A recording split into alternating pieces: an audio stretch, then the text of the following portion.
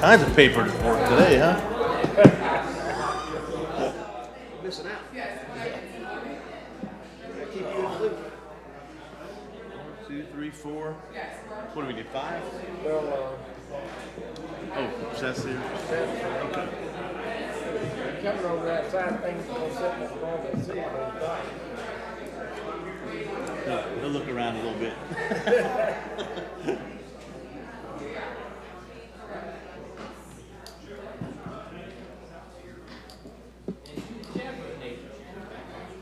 Chair for what? That would be.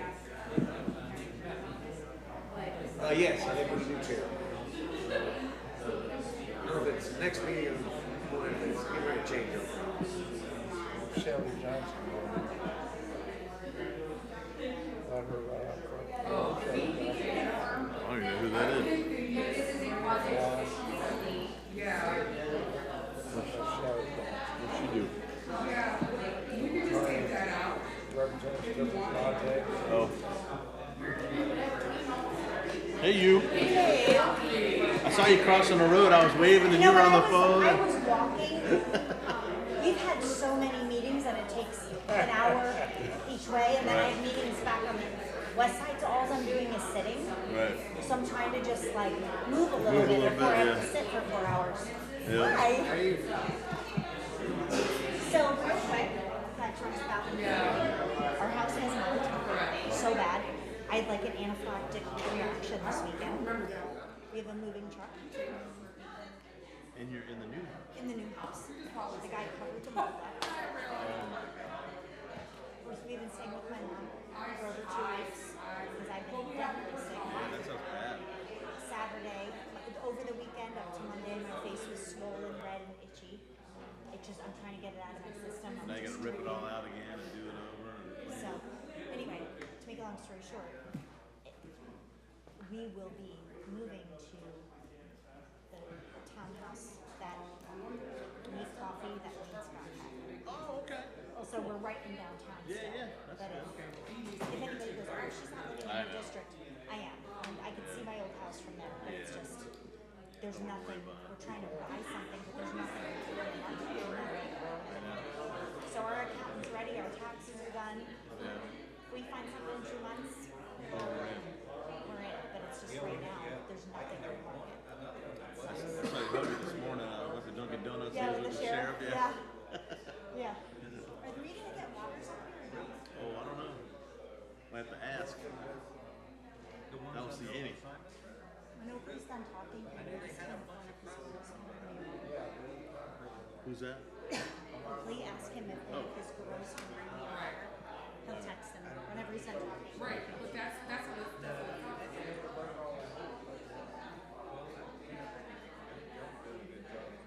Hey, buddy, can I call you back in a couple hours? I'm just getting ready to start a meeting. No, no biggie. No biggie, man. All right.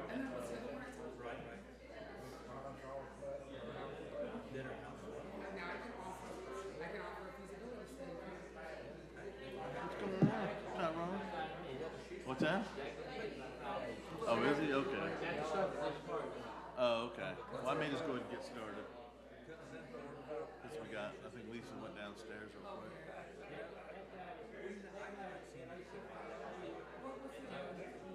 Yeah. Which one? At my meetings?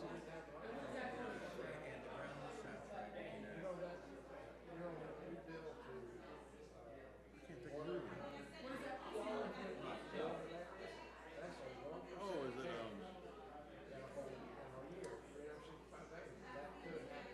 he used to work for the county.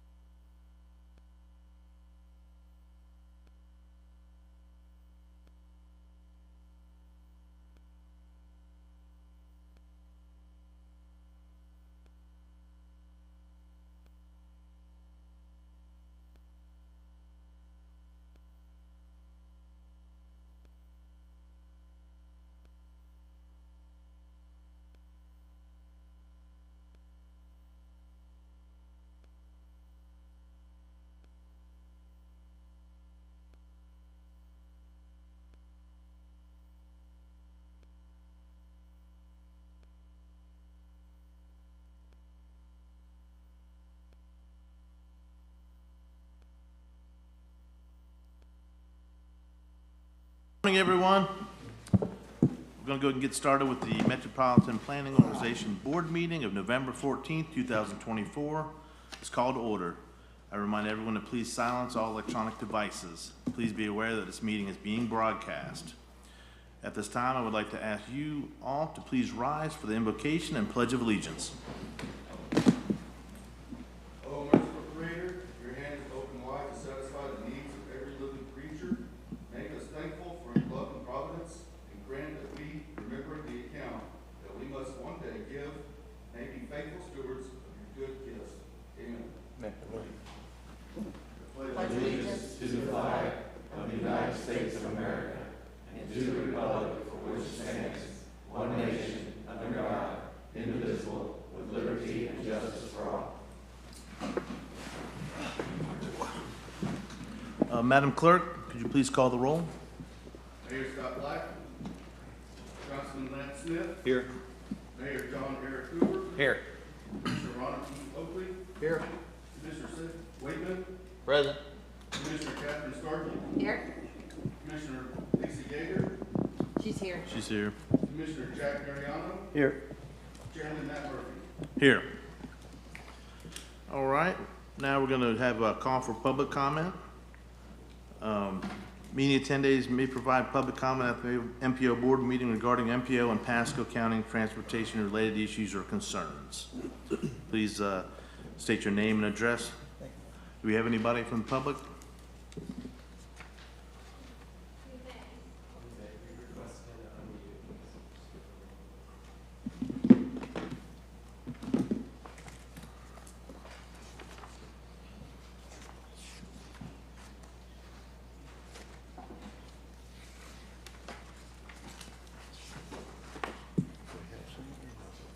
Yeah, I think they do.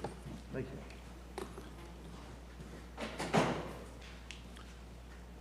Think we do have someone on virtual or? Yeah, okay.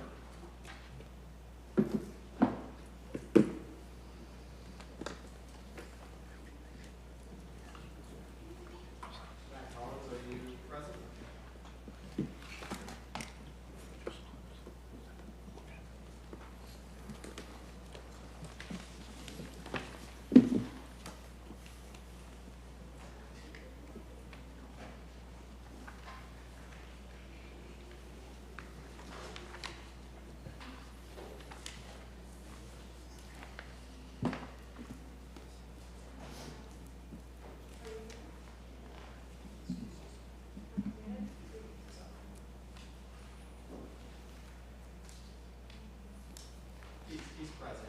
He's muting himself. He's not speaking at the moment, so you can continue. Okay, all right. Well, do we have anybody who wasn't signed up that would like to speak? All right, well, then we're going to move forward then. Can I get a motion to approve the minutes from? Oh, is he in now?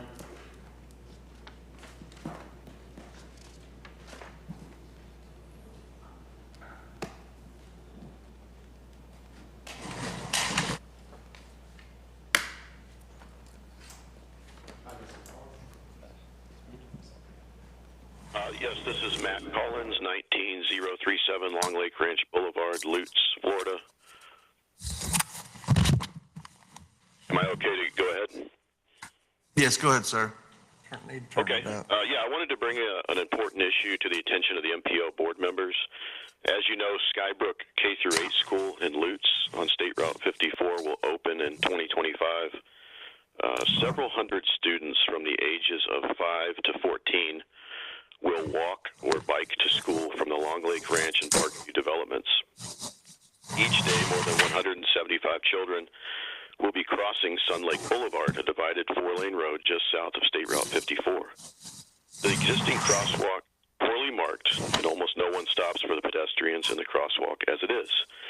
I am asking that you make it a priority to install an electronic pedestrian traffic management system at this location, which may include flashing lights, stoplights, or in-pavement warning lights. Sun Lake Boulevard, as you may know, is a major cut-through from 54 to the Carrollwood area. Speeds on this much higher than the posted 45-mile-an-hour limit. There's also a lack of traffic enforcement. While I understand that you have little control over enforcement, you do have the power to prioritize the safety of hundreds of children who will cross this 4-lane road twice daily once they have all been rezoned to the Skybrook K through 8. It should also be noted that there are 5 new restaurants under construction, a bank, and a 24-hour ER, as well as the 2 warehouses at Sun Lake and 54, all with access driveways onto Sun Lake near this crosswalk, which will further increase traffic. Again, this is located on Sun Lake Boulevard, just south of 54, and it's in regards to children that will be crossing that to go to Skybrook. And that's the end of my comment.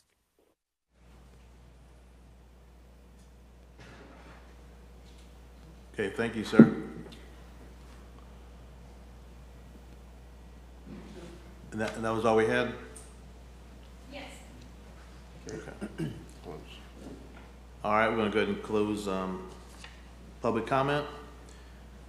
And we're gonna move on to, can I get a motion to approve the meeting minutes from August 8th? So moved. Second. All in favor? Aye. All right, approved. MPO Advisory Committee reports. Do we have anybody for the Citizen Advisory Committee?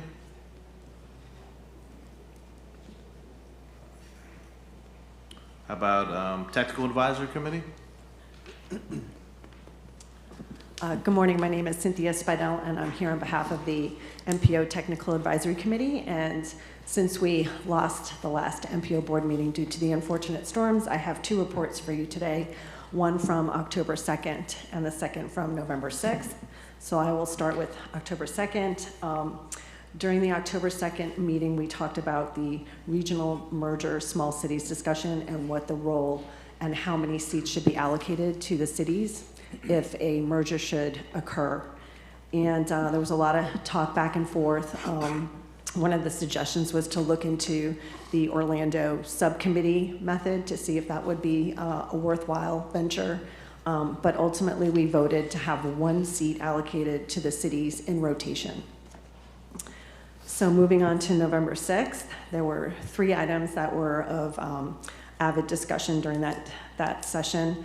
We talked about the LOP amendment to Wire Road and 301, and Todd Vanderberg from the city of Zephyr Hills was there, and he was real excited to see some of the safety improvements that were being proposed at that intersection. He said there's a lot of development going on, and so we zoomed into the intersection, and we just looked at the whole area as a whole, and we obviously voted to approve that modification to the LOP, the list of project priorities. Then we went on to the MPO freight plan, which I think is going to be presented to you today as well.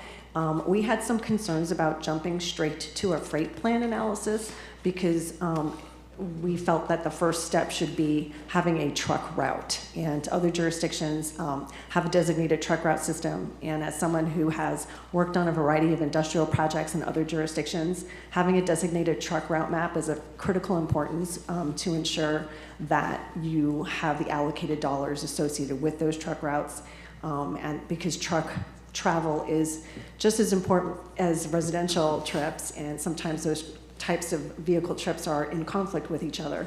So having the truck route map is a critical component to take it to the next step for evaluating freight, because there's different types of trucks. Are we talking a small Amazon truck? Are we talking, goods and services being delivered across Pasco County? So that was our suggestion there, was to make sure that whatever analysis is done or whatever the consultant's looking at is to actually come up with a truck route map. Then last but not least, Tina gave a presentation on micromobility traffic counts, which she's going to be presenting to you today. We were actually very excited about this and the technology that's going to be utilized to sort of look at micromobility, and we think that this will be a very effective tool in learning about which areas have what risks in terms of trails and pedestrians and bikes and the different types of micromobility, which I guess covers everything: scooters, golf carts. And we're looking forward to seeing what that technology brings us and the information that we can use to take it to the next level. And with that, I'm happy to answer any questions, and thank you very much. Thank you. Okay. You might have, thank you. I'm looking forward to that too. So the Bicycle and Pedestrian Advisory Committee, that was, oh, here we go. All right. Thank you. Tina Russo, transportation planner for MPO staff. Brian couldn't make it this morning, was not feeling too good, so I'm going to do the abbreviated version of our 2 meetings as well. October 2nd, again, same kind of action items were approved by the BPAC.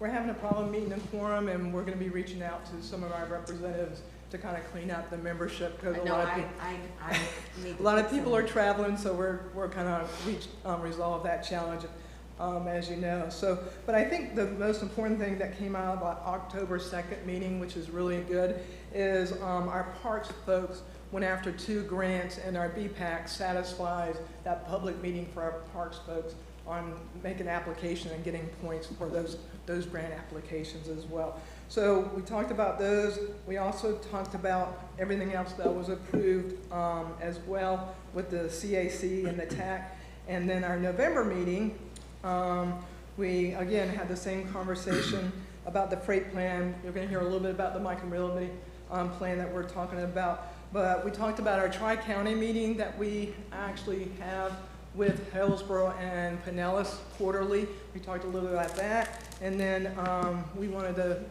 we gave a project update on our overpasses and some of our Orange Belt plans and stuff. So our BPAC got an update on those projects that are really near and dear to our heart. And then the last thing that I want to mention is that we mentioned about the Florida Greenways and Trail Foundation, the Trail Summit that's in February in Venice, which is the 10th anniversary of Sun Trail funding as well. So those are the conversations that our BPAC had for both those meetings. Tina, I just texted Ray Gadd to see if he'd be my appointment to the BPAC. Cool. So that'd be great. And just so y'all know, I'm working on putting together an advocacy group on trails for the county. I don't know where our first meeting is on that, but we'll see if he answers and if he'll do it. That'd be great. How often do you guys meet again? Well, we do that in January, and you'll see the calendar, January through June, we're every month, and then we do kind of every other month after that. But everything's hot and heavy through that June meeting. That's what kind of makes it hard. We're really focused through January through June. About 8 meetings? Yeah. Anyone else? All right. Thank you. Appreciate it. All right, we're going to move on to our action items. Number 1 is the Tampa Bay MPO regional merger scope of work. Ms. Tania Gorman.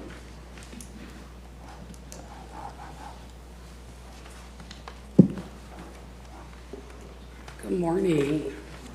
So this morning, I know what this is in your packet. We're going to start off with the actual scope, but I figure it would be better to start off with the actual presentation.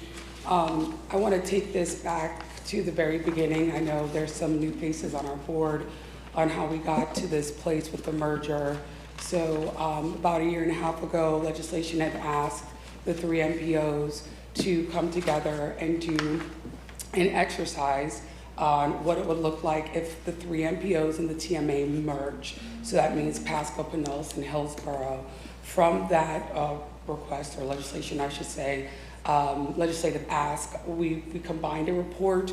We sent it last December up to Tallahassee for review by our congressman and governor. And moving forward from there in the report, we stated that we would again continue to look and to research what a regional MPO would look like. And moving forward, we would hire a consultant, we would build out an MPO, and then go forward as such, hoping to merge in 2027. From that discussion now, we moved into what the board composition would look like. That discussion was in February of 2024. You have a question? Of February 2024 of this year. We took action at the TMA to take the port and airport off the top of the 25 seats, leaving us with 23 seats. And from there, the discussion was going to be small cities, which we had last month at the TMA meeting. And now we are from that TMA meeting with small cities, the scope, and the regional merger discussion. It kind of ended where we wanted to take it back to our boards and have the discussion further, because the discussion at that meeting wasn't quite fleshed out to the extent that the staff directors needed to be. And the TMA board had a lot of questions leaving there. So that is where I'm coming back to you again today, is to have that discussion about the board, about the composition of the board, about small cities, and about the scope of work that we would like to enter into once we can move through some of the voting aspects of what our board composition is. Commissioner Oakley? Questions, comments, concerns before I go just had further? a question, because not long ago, I think I heard something come from Hillsborough County that some project need to be left out of the regional board, that they wanted that project to go through without us merging. And seems like I'm always hearing kickbacks from Hillsborough County on entering the board with all of us other members. They got way more votes than the rest of us do, but I think we need to have a group that's willing to work together. And it doesn't seem like Hillsborough County is willing to work together, so. Mr. Starkey? Yeah, thank you. Do you guys know what he's talking about? I do. I just was letting you finish. I was going to bring that to the surface in the discussion. So at the previous TMA meeting, we were discussing the merger as it relates to Tampa, City of Tampa. They wanted to remove the widening. Yes. I believe it's from the airport to south of Lois. I think those are 275 onto downtown, 275 north of downtown. They did not want that to go into the long-range transportation plan. That was prior boards, right? And I think that's what killed T-Barda. No, that is the MPO board. That was their vote to put the project back in. But they voted to put us back in, right? Now. Yeah, I'm just confused, because, I mean, if we're going to go on the board, we need to all be going in it with the same idea. Lay the table. All right, so Justin Hall, FDOT. It failed. So it was brought up at the LRTP meeting. They talked about removing the 275 project from just north of downtown, where the current project ends, all the way up to just north of Bears, which is pretty much the widening of 275 north of downtown. Which helps the BR. Correct. It helps the BRT. We put the hard shoulder, allows for bus on shoulder. So, but it failed. So that vote failed. So it's in the LRTP. They didn't remove it from the LRTP. So the majority of the board saw the merit in the project and kept the project. So that's a good thing. Yeah. So I mean, it was a point of conversation in the board meeting, but ultimately it did. The motion failed. So he has to be nicer than I have to be. With that, I'll go sit back down. Yes, that is true. He does have to be nice. At T-Barda, we tried really hard to get our first transit project going, which was coming from the Wesley Chapel area. It was a rapid bus program coming from, I think it was State Road 54, maybe we went up to 52, I don't know. Right. Coming down to 75, all the way down to St. Pete. And we've done a bunch of the study of it. The study's done. What we do? The study's done. But Hillsborough County and some of the former board members killed it by taking the widening of 275 out of their TPO 5-year plan. Am I saying that right? Correct. New board, new members, they put it back in. Others tried to take it out again, and that failed. So it's a good thing it's back in. It's back in, okay. So that is a good thing. I think there's a new thinking going on, some changes in Hillsborough, and we're going to work much better regionally together, and that is very much going to help our people going down. Well, I think that's good, and I was I want to make sure we have I that was straight. bothered by the fact they were taking something out and they tried leaving it back there. They were attempting to take it out again based on backing the merger. The whole idea of a regional MPO is the right idea, and we all work together. And there's the availability of having more funds for all of us. And because a lot of these roads and the widening of these roads help all of us that are in this region. So it's like widening up 301. We have a short distance on 301 that we need widened to go to Hillsborough County, and they've got a lot more on their side. I don't care that they have a lot more. The whole thing's going to help everybody. So, Commissioner Waitman? Thank you. So before we get all into how many, the structure of the board. Help us understand, before we get into that dialogue, what's our path forward with the city of Tampa? I mean, Right. aren't they the ones, because if they don't agree, then this is all for nothing, the way that I kind of understand it, our meetings, like, how do we navigate? How do we navigate that? Yeah. We are actually as staff directors talking about how do we navigate that. But I think what we have to understand is that one person that comes to the TMA does not represent the entire MPO board and City of Tampa Council. But my understanding of the structure in our meetings. She likes to think she controls her whole, the destination, That's the preventing destiny of her us board. moving forward. She's just with one this. voice. Correct. So we can still move forward, be clear. And don't forget, this is, what we're doing right now is what the legislature told us to do. We have Correct. to turn this into them when? This next exercise, we have an update. This is an I think, exercise. yes, this next, I don't want to say exercise, legislative ask. Yeah. We have the scope going out hopefully next summer, early fall. So that's what we told them in our legislative report that we were going to do. And if we told them that's what we're going to do, we need to follow through. So, to be clear, so all the time and debate and multiple committee stops and everything that we're coming in to land on this, to remove the airport and port, to have small cities. Once this thing is baked, we can still move forward in the city of Tampa. We can still keep moving forward without the city of Tampa holding 3 major counties back and determining its destination.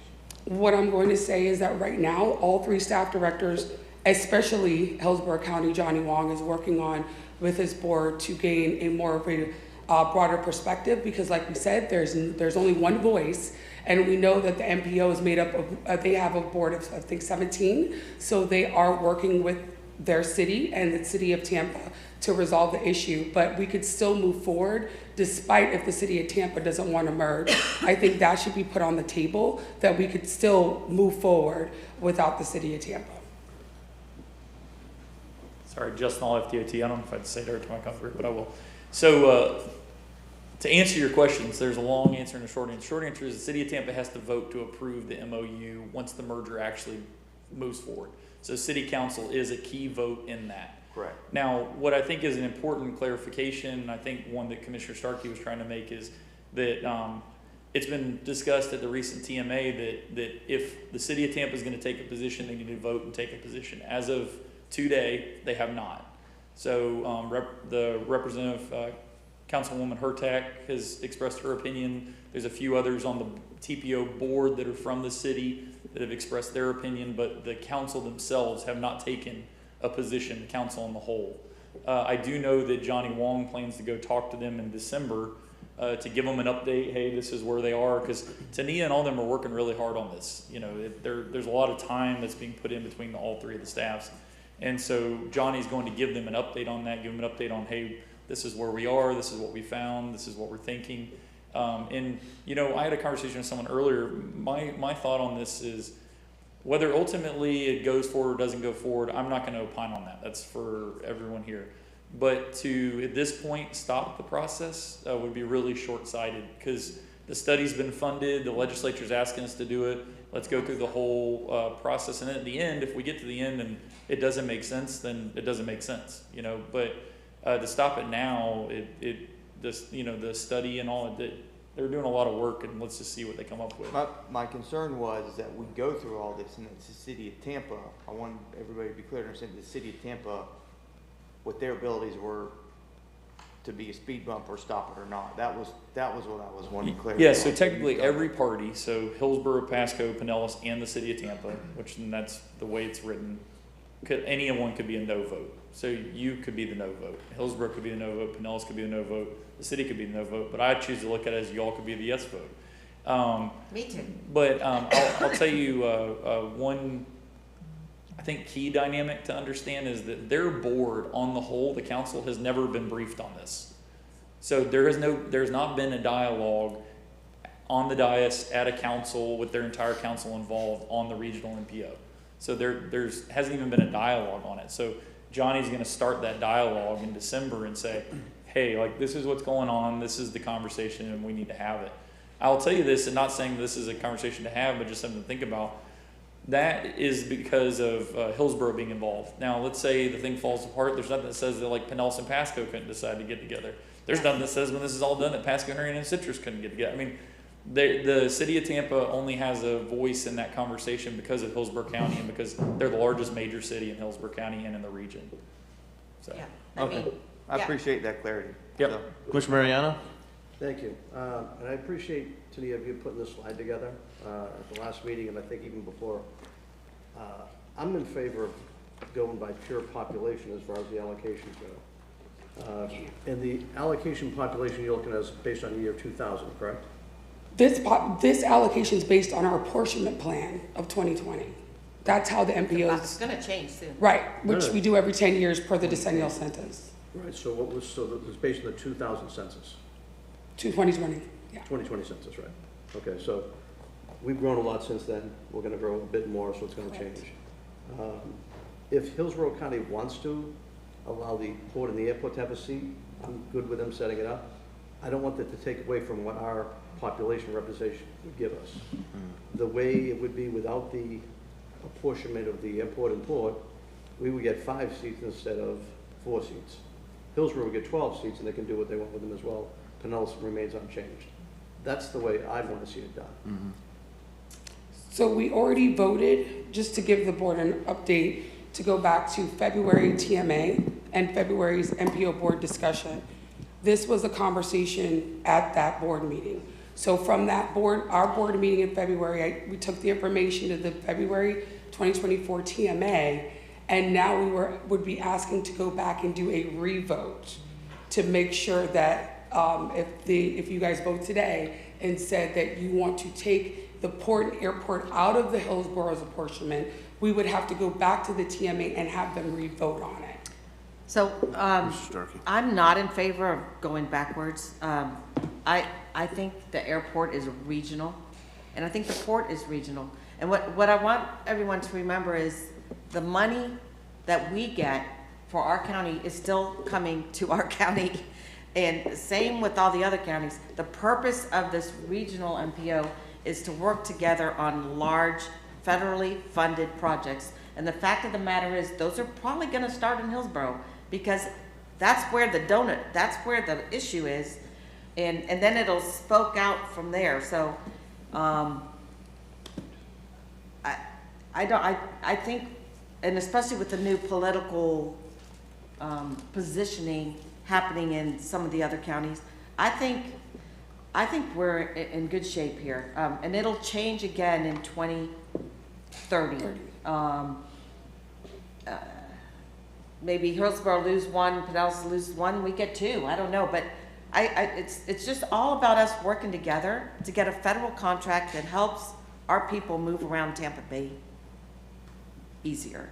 So don't get too wrapped up in this us against them, because I guarantee you probably the first project is gonna be, if it's that BRT, it's gonna very much benefit us coming down.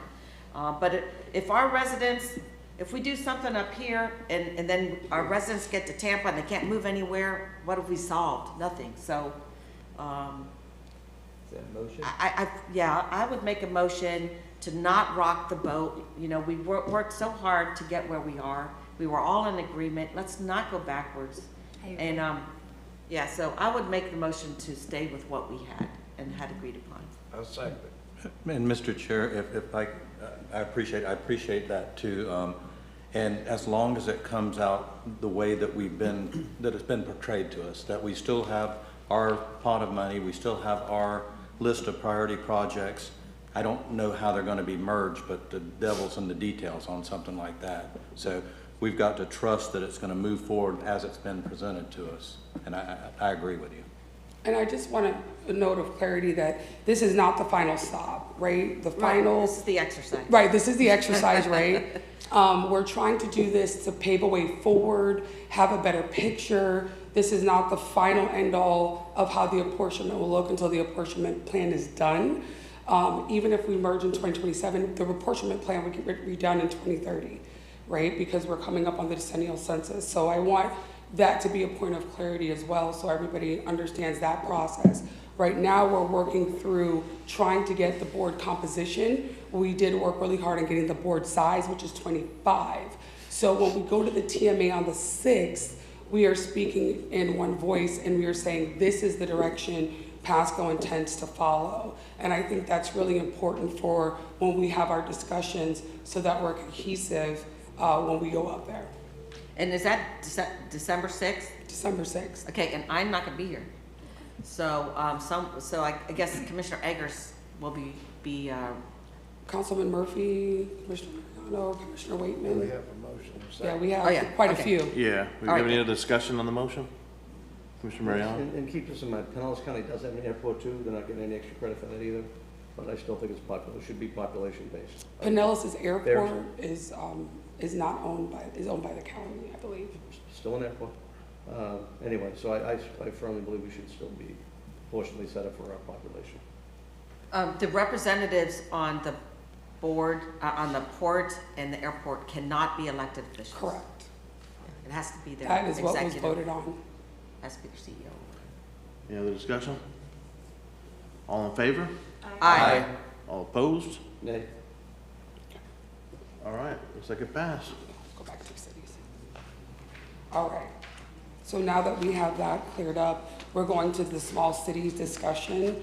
Before I start that, I know at the CAC meeting, I think our representatives had another engagement this morning. The CAC did vote on having at least one of the 4 remaining seats represent the small cities.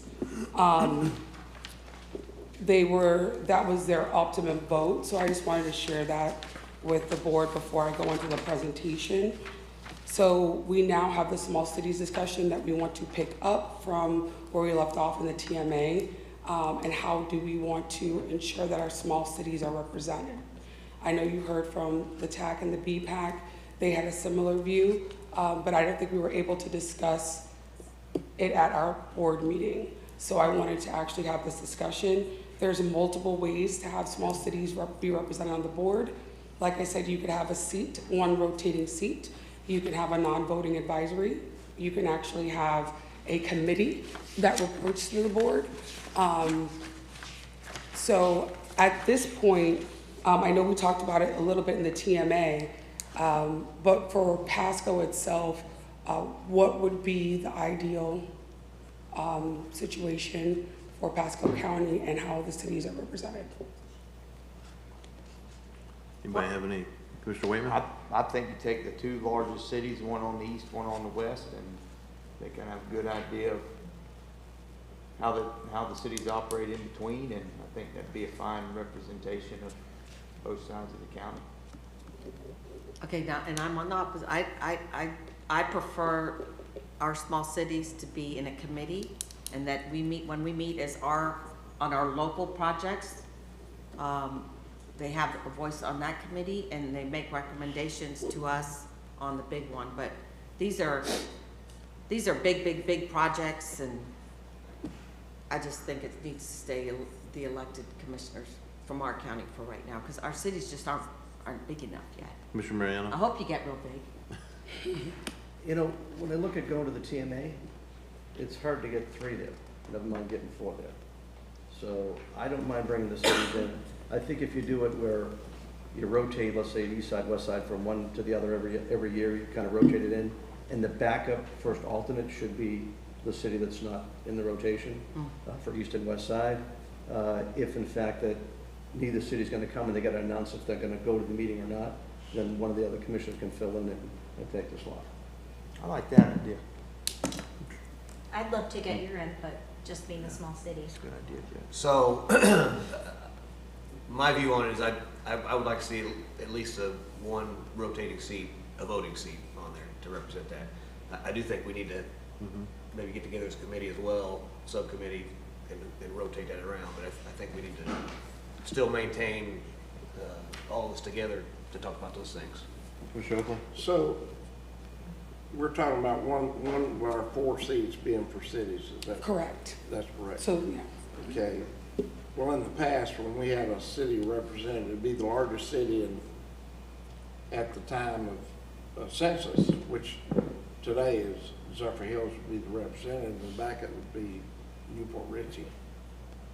And I don't have a problem with that, but we only have 4 seats, we got all work together, so. And we do, it was Zephyr Hills and Newport Richie, we work together. And I mean, I kind of like that idea, just have a 1 seat, whether it's rotating cities or, you know, pick 2 or. But over 10 years, it'll change, and that may change. Right. Could change in population, and that next city would take that over, so. Right. Mr. Chair? Yes. Right here. Oh. No, this way.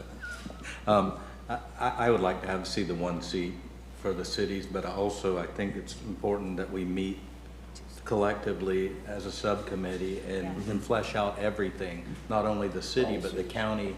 Well, we'll still do our local stuff. Right, and that's what I envisioned. We'd still do this same exercise right here, but then take the whatever the decision is of the body down to the bigger MPO.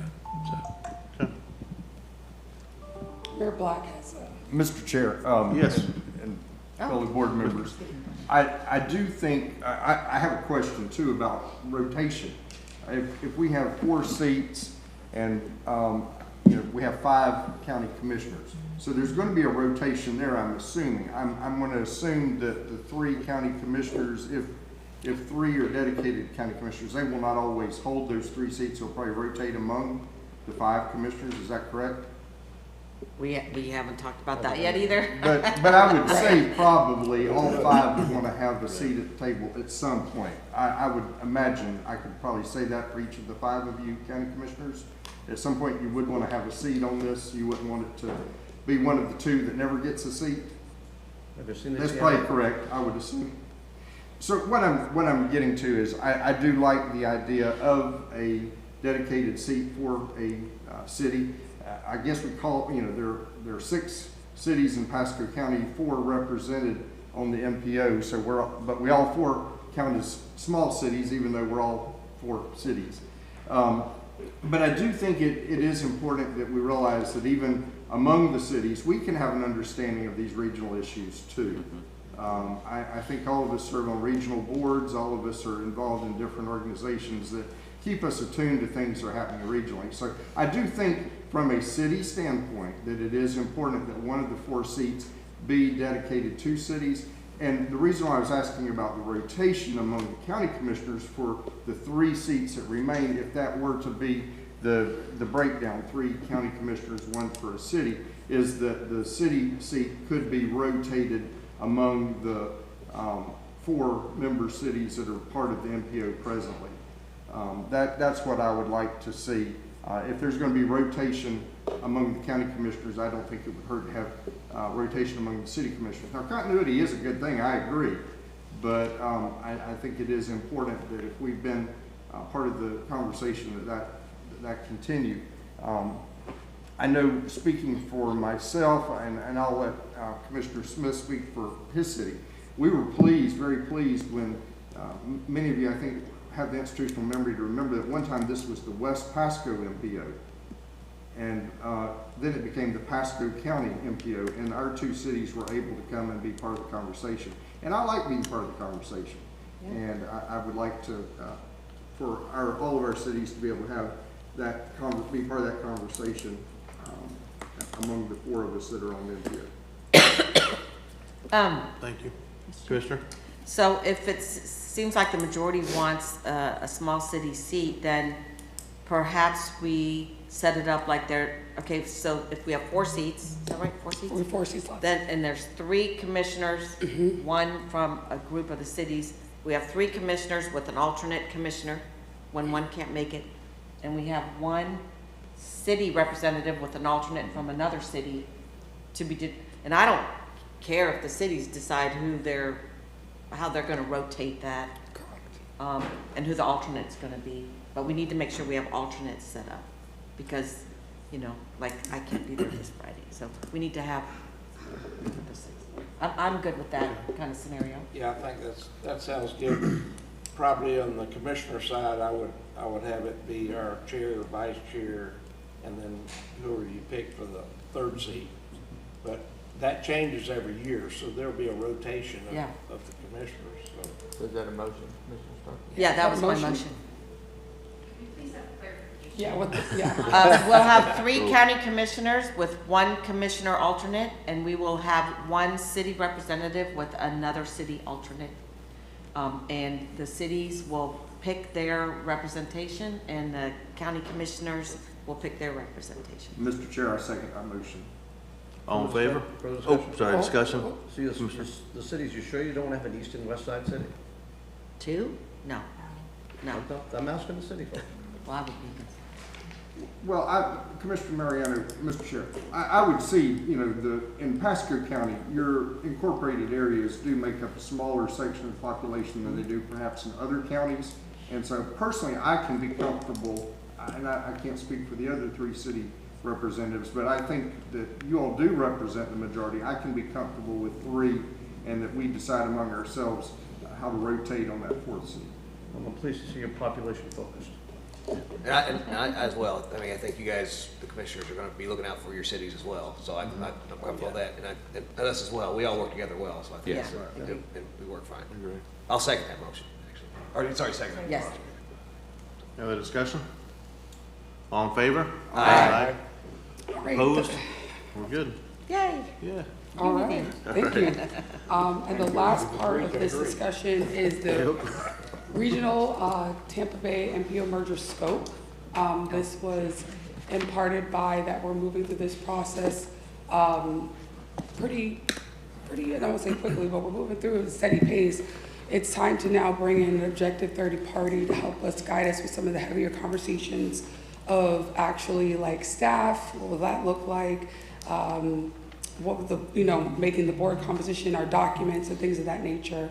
FDOT was so gracious to give us $500,000 to kickstart this. That's just the beginning of funds that will be needed. So the TMA got together, we worked on a scope with the consultant, and now we are ready to start sending out, going through the RFP process to get, we are working through the RFP process to get the consultant, I'm sorry. We don't have the consultant, but we wanted the scope to go through the boards and have the actual approval before we get started. We talked about this in the TMA. We left off, we didn't really have a place of where we came together of how we wanted to go about the scope. Some, if you can remember, some of the board members wanted to split the scope into different parts. That way we can do some of the work, and then what if, God forbid, we have the point of no return and we say we don't want to do this, then we're not losing money, FDOT's not losing money. Some of the board members wanted to keep it as a whole scope. We continue to keep it as a whole scope, bring it back to our local board for more conversation. So I'm going to turn it over to you guys to discuss. Mr. Starkey. Yes, Commissioner Eggers and I were very much in favor of keeping it all together. I think maybe one who was speaking with a voice of some negative connotations wanted to break it up.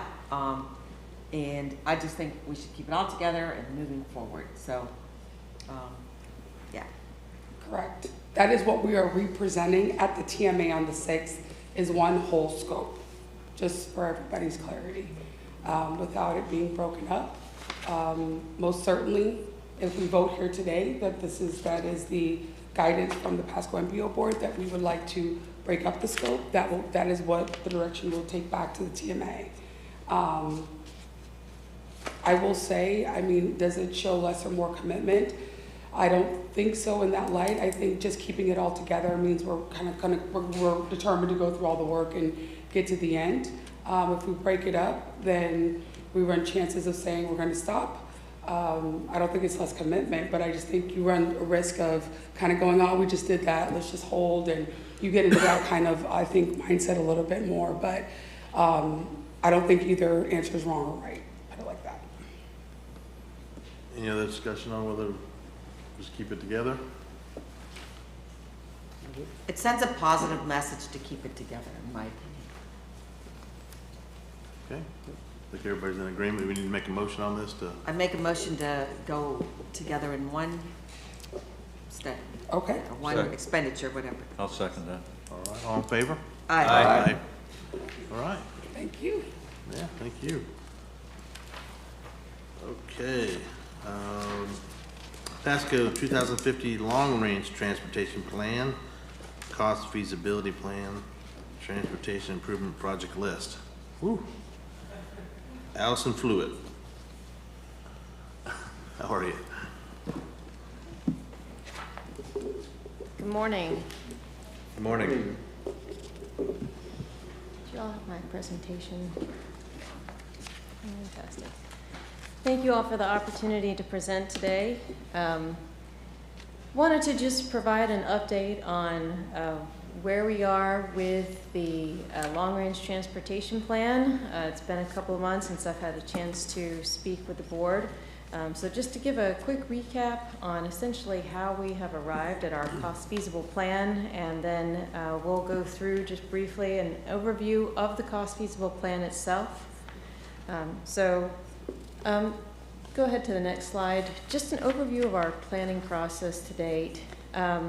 We have been doing this for over a year at this point, or I guess almost a year at this point, where we initiated some data gathering, kind of establishing our existing conditions baseline for the region. You all know that the long-range transportation plan is updated every 5 years. However, particularly for Pasco County, it's incredibly important to establish that existing conditions baseline because this is such an area of high growth and dynamic change. So based on that, we were able to move into our needs plan and coming up with what those identified needs are for the area. That took us directly into project prioritization and then aligning those needs with our available revenues. At this point, we are obviously we have arrived at our draft cost feasible plan. We also have our draft document that has been prepared and is out for public review at this time. So we've had public involvement throughout this process. On the next slide, just a little bit of an overview of that as well. We've talked about this to y'all in the past, but I do just want to emphasize that public engagement is an incredibly important part of what we do for the long-range transportation plan. It can also be very challenging to engage people for the long-range transportation plan just because it is a little bit abstract. You're not talking about something that's happening tomorrow necessarily. But with that said, I want to give some kudos to the MPO staff in really working hard to engage and socialize this information, and my thanks to all of you all as well in helping to push out this messaging to your constituents. We did have over 1,100 participants in our public engagement for this effort. For this type of plan, I do this work all over the country. This is really robust numbers, so incredibly grateful for everybody's work in helping to get that message out, which provided us over 16,000 data points, all incredibly informative as we moved into the development of our recommendations for the plan. On our next slide, we'll just get right into the development of our needs plan itself. So we'll kind of talk about this in a few different ways because I'm starting here with our roadway needs, but we also have needs specific to our transit system and also for active transportation as well. So I'll also note that our intersection safety is something that is included alongside our roadway needs. It's treated a little bit differently because you all have kind of operating just on the heels of this long-range transportation plan, your Safe Streets planning grant that you received and kind of going into the work that's associated with that. So we've essentially taken the first steps here within the long-range plan to start to identify some of those areas where we see hotspots just based on the data.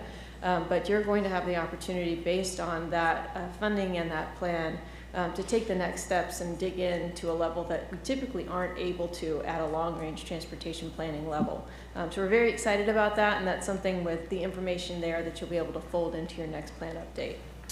But just thinking a little bit about your roadway needs, I just want to overview kind of how we came up with what you see on the map, because there's a lot on here. Why is Ridge Road not on there? Hang on, I was looking for that too.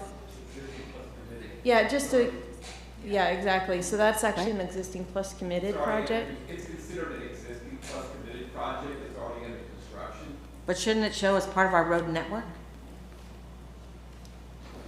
Yes, and I'm not sure if it's. I mean, one of them's done and the other one's under construction, one section.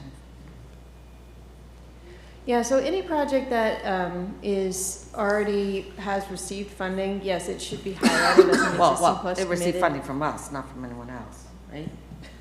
Right, and whether it's local funding or state, federal funding, all of that should be reflected on here. Yeah, so I think we need to update that. Yeah, we'll just validate if that's showing up on there. But I do just want to kind of mention how all of this has been put together. We do start with your previous plan, your 2045 long-range transportation plan is obviously our starting point. Anything that's shown in those kind of darker black lines is a committed project. So as we were just mentioning here, that does mean that it's already slated or obligated for federal, state, or local funding. So it's in your TIP or your CIP. So then when we think about our next steps for the needs plan identification, we start to look at our congestion information from the regional travel demand model. So we are obviously looking to address any of those projects that either show existing congestion or that are projected to be congested out into the future based on your future population and employment levels. We look for those congested links, and then we also look for places, if it's maybe one portion of this area is congested on this road, and then another segment on down is congested. We don't want to have a recommendation for, let's say, 4 lanes on this portion, 2 lanes in the middle, and 4 lanes on the other side. We definitely are looking for continuity in these recommendations, so we try to fill in any of those gaps that we see. And then also we overlay that safety information to kind of understand if there are project types that may need some tweaks to better adjust some of the safety issues that are out there. Are we allowed to ask questions on this or? Absolutely. Sure. Commissioner? You're opening us up to, okay, I'll start off. I'm looking at Rangeland Boulevard coming off of Starkey, and what are you talking about there? Because I never heard, I mean, that's in the middle of a neighborhood, so are we talking about blowing out our 4-lane road there and it's already 4-lane. Just trying to orient Maybe myself Nick knows or someone knows what that plan is there, or who? I'm sorry, what was the segment that you It's were Rangeland, it's referencing? 114, project 1141. Mhm. So that's one question. Please, Nick, thank you. Good morning, Okay. members of the MPO board. Nick Uren, County Engineer. Commissioner, that section of Rangeland is 2 lanes, the western end. So it's just widening from 2 to 4 to be consistent with the rest of the corridor. There's a small piece of 2-lane road in the community. Okay, we're at the very beginning. Okay, because is it blue all the way from Starkey Boulevard to Gun Highway? It's hard to tell because it's written on top of it, but are you saying actually that's from Little Road. What is that right there? Starkey, oh, right there, yeah. So you're No, gonna widen that? It's just the 2-lane portion that's going to be widened to 4. Okay, and then I see we have Rangeland down here, 1142, the new, which is the old tower. Okay, and I see Mitchell Boulevard is there, the extension of Starkey through Mitchell, whatever we're gonna call it, 1101. So yeah, that's an important road. I'm curious, I see here you have intersection improvements at Little and 54. I was not aware of any, so what are we talking about there? Is this the time and place to talk about these things? Yeah, this is fine. Okay, what's going on at Little and 54? Yeah, so for any of those intersection improvement areas, those essentially have been identified because they are shown as having some of our highest safety concerns. Yes. We don't have specific improvements identified yet for those locations. They are going to be studied further as part of the safety action plan, and we expect that that's the opportunity where there'll be more specific recommendations coming out of that. They have been putting, I don't even know what they're called, little concrete island things. I'm sure there's a technical name for Sorry, them. I'm Tina Russo, planner for MPO. DOT currently has some safety improvements being done at Little and 54, the complete streets. They almost should be done. There's some workshops being at. That's what are in those. there. Yeah, that's what's being added currently, and that's Okay. probably why it shows up here as well, because it is a current project. And again, like she said, you'll get a little bit of information later about the safety action plan. We'll do a very deep dive in all our hot spots, so to speak. Okay, and you know, I want to hold up this whole meeting to go through every road here, so I just look forward to a private meeting to answer my questions on what some of these projects are. Yes, thank you. And I think the one other thing that I would just note in kind of our process for developing this is that there were extensive conversations held over the span of several months with our member jurisdictions, our municipalities, our county staff to vet this needs list and kind of ensure that we were pulling in the right things and kind of answering the questions that needed to answer. So that's kind of the first step in our needs plan process, and you'll see this evolve as we go through a few different slides as well. But first, let's... Yes, Commissioner. I just want to touch on a couple of things. County Line Road is something that was very important to Hernando, to Pasco. We got a legislature. I think we're working with DOT, but the way this is showing, it's going to be like 17 years away. Where does it say that? At the bottom of the line, cost feasible SAS projects. Am I reading that right? What list are you on? On the big paper. Yeah, so on the handout. Okay. Yeah. Yep, and I'll actually... Yeah, look at here. The Hernando. Right, Hernando, the one we're doing jointly with Hernando. What are we doing with Hernando? Oh, that's in 20 years. I can't hear. Yeah, I'm trying to figure out what we're doing with that. The road shows it's going to be done Yes. like in 2041. And I just want to know where we stand. I think Justin's going to get up. Justin, go. Actually, we have good news on Hernando County Line Road. We've been working with FDOT, Hernando County, on actually getting it into, what is it, the PD&E for this first round. The PD&E will be design in this upcoming tentative work program. We haven't worked out which design will be fully paid for by FDOT, so we're very gracious that we're moving forward. So we should be having something in the works. We're going to meet again in January, and after that meeting in January, we'll have a we'll fully know which direction we're going in. So the information I'm showing here of 2041 to 50 is not accurate. That will be for future years when we get to construction.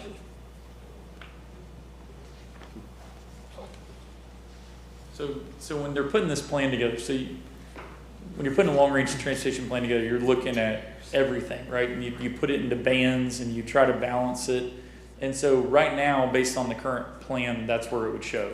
Whenever we go to bring that funding in, which is basically what we're doing, we're bringing that project forward, we'll come back and do like an LRTP amendment to say, hey, we need to bring it into this band because this is where we're funding it. So she talked about the design, we have the design funded for starting next year. We've got the right-of-way funding, we're bringing it in, and then we'll fund the construction. So as we do that, we'll amend this plan. But for what they're doing, the biggest thing is that it's documented as a need. If it wasn't shown as a need, we'd have a problem because we would say there's not a reflected need, but we're trying to fund it. But the fact that it shows as a need, that's what we need. Okay.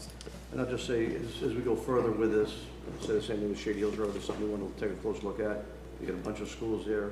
We've got a sewer line from a deal that was just done where it's coming all the way down from County Line Road down, so that road's going to need to get approved as well. So keep that in mind too.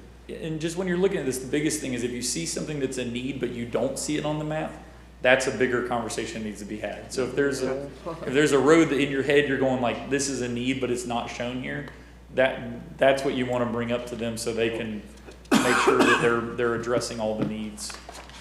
Mr. Starkey? And I have one of those, and it's rangeland. Now that I'm looking at this, we were asked to move that up into our 5-year plan, DOT. It's the reliever for State Road 54 that connects to the Suncoast. And where is it on this? We're in route study now. So that's the old Tower Road, guys, and you can see it's the new interchange on the Suncoast, and it goes across to Bexley and on up. But we were asked by DOT to move this up, and I don't see it moved up on here. So, and we voted to move it up. So, Well, and perhaps what would be helpful at this point, if you all would allow, is it may be beneficial for me to kind of step through the next several slides and kind of get through to the cost feasible plan, and we can come back to some of those questions, Commissioner Starkey, that you have and others, and then that will maybe add a little bit of context, kind of how we've gotten to where we are, and then we can go from there with some of the questions, if you'll allow me some to move on here. Okay, because then my next question is going to be 54 and 41, so we'll save those discussions for. Thank you. No, I appreciate that. All right, so just moving next into kind of the other aspects of the needs plan. And again, this is kind of, as was described a moment ago, when we're talking about the needs plan, this is essentially all of the recommendations that are being considered as a part of the plan process, whether they are funded or unfunded. We kind of are looking at this broader brush, and then we move for the roadway portion into the financially constrained component as a next step. But for transit, I did just want to note that we were able to work extensively with Pasco to identify our needs plan projects for transit. And to do so, we obviously started with the County Transit Development Plan to understand what was already in there, to see if there were specific locations identified as needing improved transit. Looking at the travel demand model is also beneficial for transit because we can look for places that have projected population density in our future years that would be transit supportive. And then also understanding if there are new projects that may be needed to better provide a transit alternative in that area. I should mention public input is played a role in the development of all of these. We did vet through all of those comments that we received to understand if there was something that we could be considering from that. Regarding the transit, we also look at demographics, other more locally specific transit plans as well. And that kind of helped us arrive at this overall sense of what those needs were for transit. On our next couple of slides, also related to transit, we worked specifically with Pasco to understand some particular improvements that they have identified, as well as some more specific implementation years that they envision for those projects to be identified. So these are a mix of operating and capital projects. And again, that's kind of gives us a little bit more wealth of information that is going to directly correlate with some of the initiatives that they are looking at going into the future. There's no microtransit on here anywhere. It's frustrating. I feel like we're old-fashioned in our approach to transit, but that's my view. And I know that right now, Pasco is finishing up their comprehensive operations assessment. Once they do that, they will actually move into the update of their own transit development plan. So it moves at a slightly different schedule than ours. And I think that as of now, the thing that they're doing with the COA is more kind of focused on understanding routes, revisiting those routes themselves, and then the TDP would be more holistic to look at maybe some of those solutions that you're mentioning, Commissioner Starkey. I think all of that's kind of part and parcel. So we'll move on to the active transportation needs. And I think one of the things that is important to have as a takeaway with our active transportation is that we do try to have a very close correlation here with our recommendations in the roadway needs. So all of those projects that you see kind of in the gray and maybe a mauve type color, those are essentially our committed projects and our roadway needs projects. Our expectation is that unless our roadway is unable to accommodate bicycle and pedestrian facilities because of its type, that we would want to have enhanced bicycle and pedestrian facilities as a part of any one of our projects that is being implemented here. And so that's why you see those kind of reflected. We also obviously wanted to reflect the more regional in scale projects and initiatives that are ongoing, such as the Orange Belt and the Florida Coast to Coast Trail. So you do see the draft alignment for the Orange Belt shown here as well. So that kind of gives you a sense for the overall needs that we have within the plan. But I do want to come back to that roadway side, because I do think, kind of going back to the questions that we've been discussing thus far, that this may help provide a little bit of a context as to how we arrived at that cost feasible plan. So once we have those needs identified, we do move into a prioritization process. We are federally required to go through a quantitative prioritization process that is data-driven. Our priorities are directly responsive to the goals and objectives that were identified at the outset of this planning process.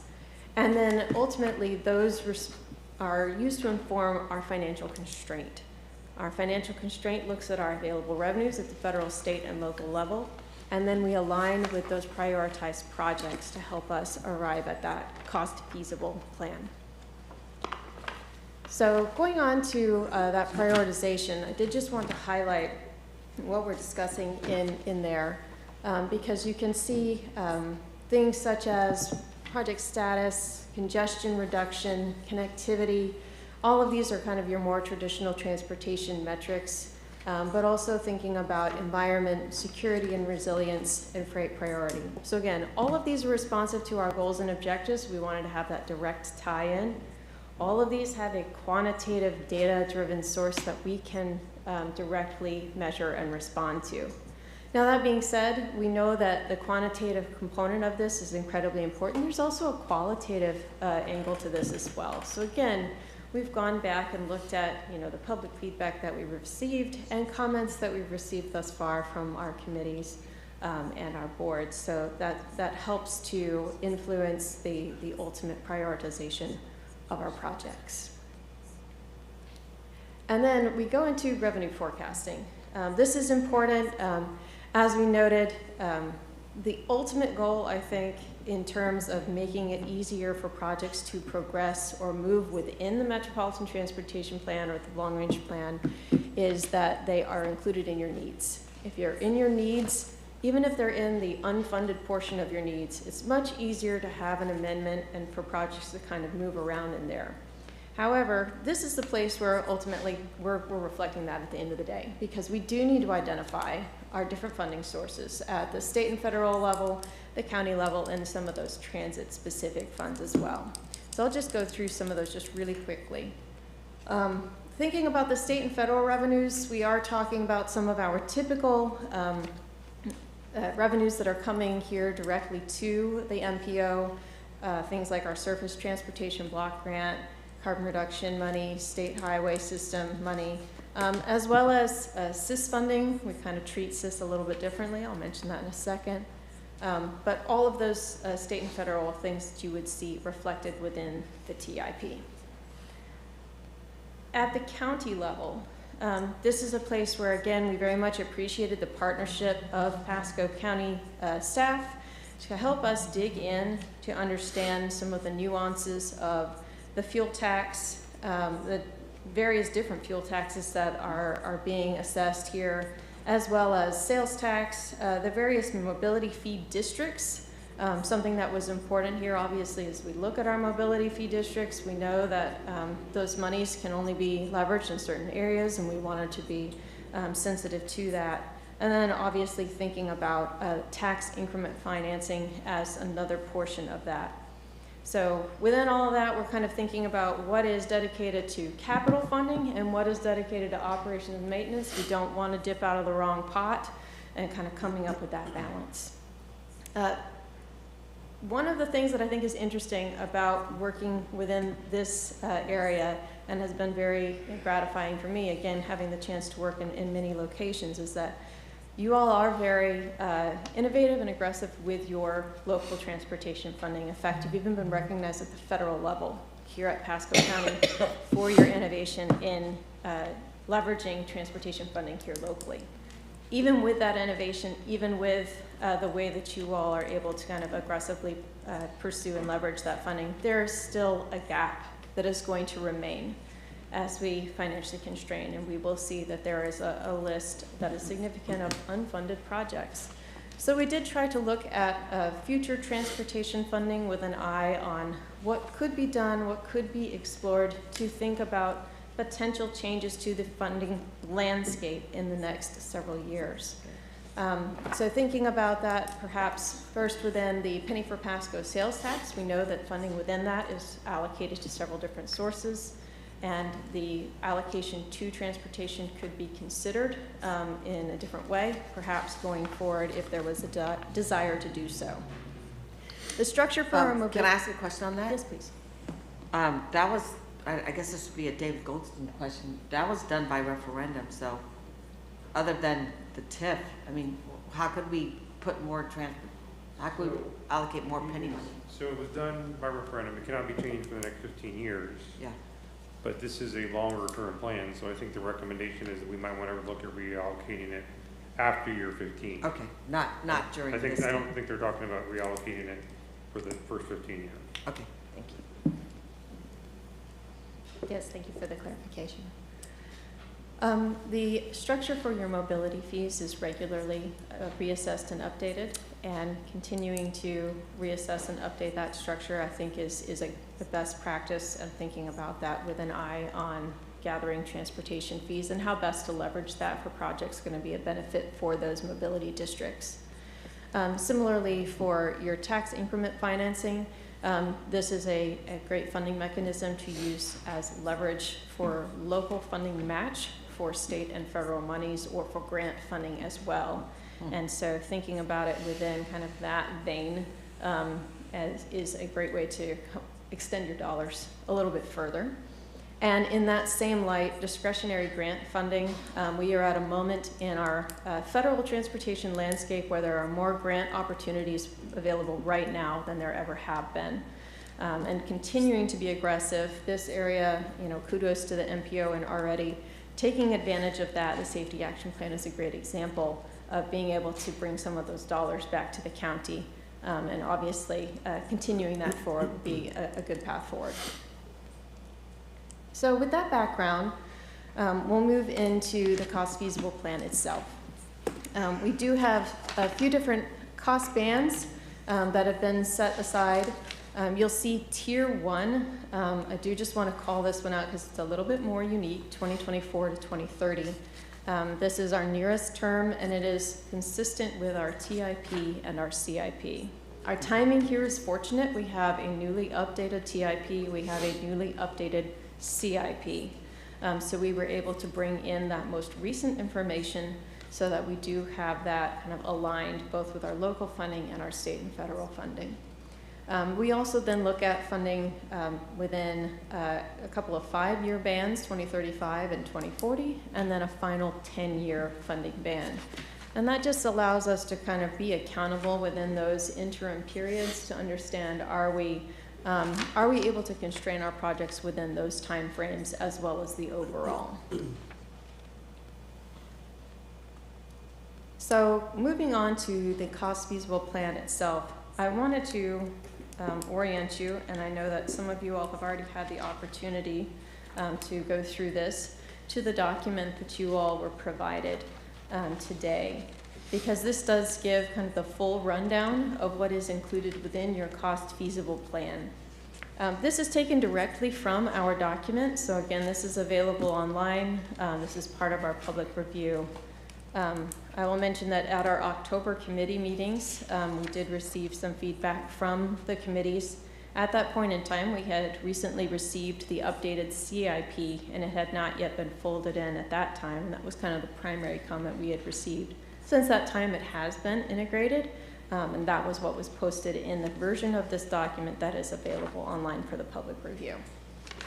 So just as a brief overview of what you're seeing within this document, you'll see in kind of the second page here, we begin with that Tier 1.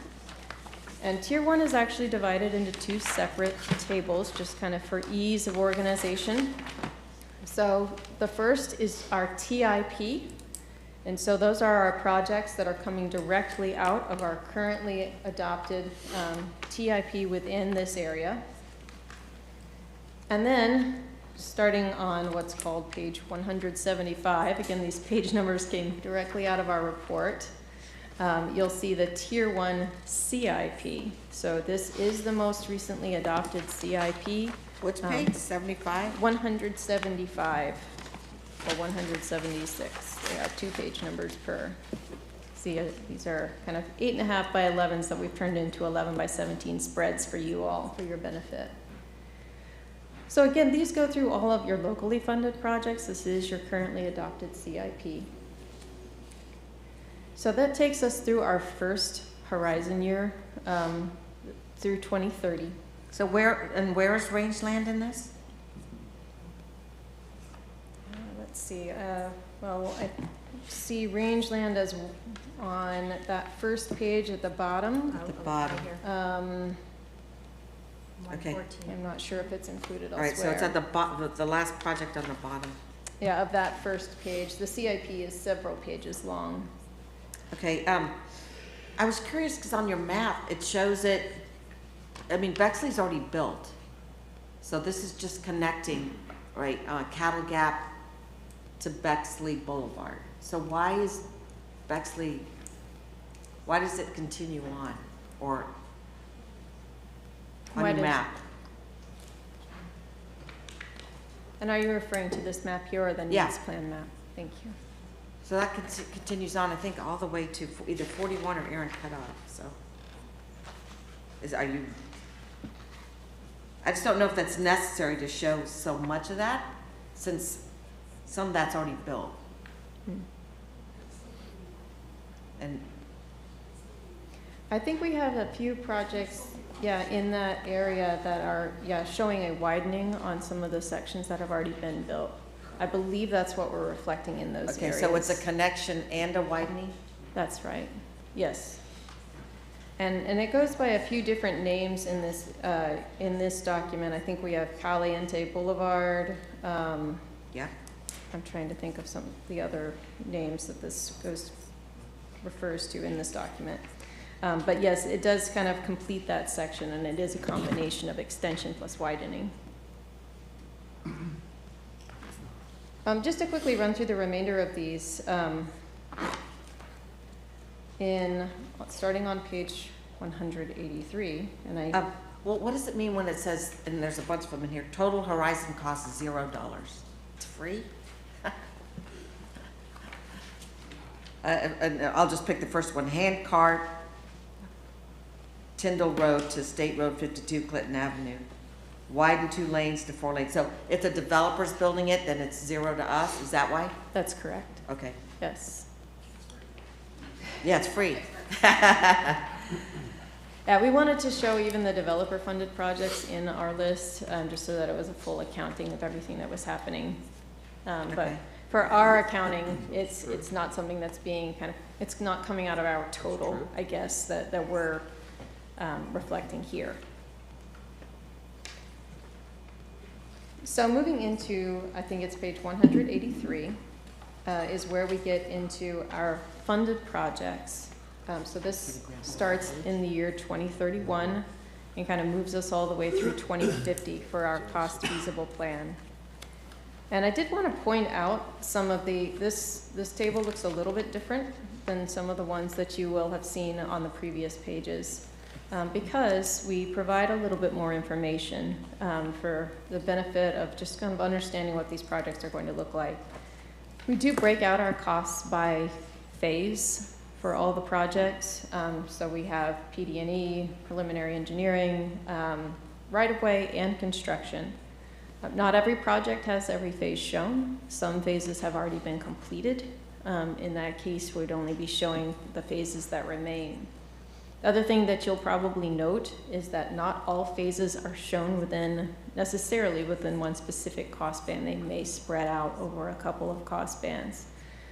In some cases, that is to incorporate the full funding, so ensure that we can kind of move that project forward as quickly as we can. In others, it's more to reflect the reality of the project itself and the timeline that we feel that it might actually be implemented within. So that just kind of helps to illustrate a little bit of where that is coming from. We also see the funding source noted as well. That just helps give a little bit of accounting. Again, we're looking at state highway system money, we're looking at your STB, carbon reduction And then we're also looking at some of your District 7 money, and so we wanted to be sure that we're appropriately accounting from each one of those. So that's what those abbreviations mean. I did want to point out, just to kind of account for the full totality of everything that's actually included in our cost feasible portion of our plan, that there is another smaller section of projects on page 193, so essentially 5 pages on. That is our SIS cost feasible plan. We show our SIS projects separately from our other projects because, as you all likely know, the FDOT actually provides a cost feasible plan for the SIS projects. So they do provide this all the way out until 2050. And so this is essentially a direct reflection of what they have noted on the SIS designated facilities will be financially constrained by the year 2050. From there, everything that is included in the remainder of this packet is designated as illustrative or vision. So these are essentially the remainder of the needs projects that we do not believe are, given the revenues that we have, in a position to receive funding by 2050. You'll see a couple of turnpike projects, the Stone Coast Parkway projects. I will just kind of give those a special caveat. They're in their own little table because the turnpike does not do a full 2050 plan, but they can do a 5-year work plan. So those may advance more quickly into the cost feasible plan, but if they do, they'll be using that dedicated funding source, and that's why they're kind of reflected as they are. The remainder of our illustrative projects are in the large tables starting on page 195 and continuing through the remainder of this packet. And that's where you see kind of all of the other projects reflected and their costs by phase. So just to kind of reiterate one more thing, and then I think we'll kind of make it through most of the rest of this presentation, and I'll open this up for questions. That as long as something is included in our illustrative list, or if it's included in the cost feasible list, that's essentially the most important step that this MTP is doing for us, that we are including those projects to be considered. An amendment is needed if you need to move something from the illustrative list into a funded list, or if you need to move something from a certain tier to another tier. That's when an amendment will be needed to your MTP. But that's kind of having it in the plan is really the most important first step to then be able to easily move those things through subsequent amendments to different years to account for those. If we can just quickly go back to the presentation, I'll just close that out so that we can kind of open up for all the remaining questions. Because I did want to highlight where we are in terms of our next steps. Oh, I'm so glad to finally see. But just go back to the PowerPoint. I think we can. Yep, there you go. So one of the things that I think is helpful to note, yeah, can you go back to the PowerPoint, maybe like 3 slides back?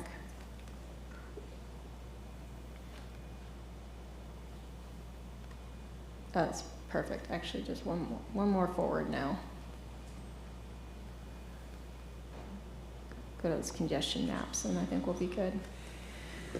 So at the very end of this, one of the things that we did have the opportunity to do is take our cost feasible plan and put it back within the travel demand model. One of the things that we're looking at for that is let's actually go to the maps near the very end if you can, just after those tables. Thank you, sorry. We're wanting to understand what does our congestion look like if we don't put any of these cost feasible projects in here, and what does it look like if we do?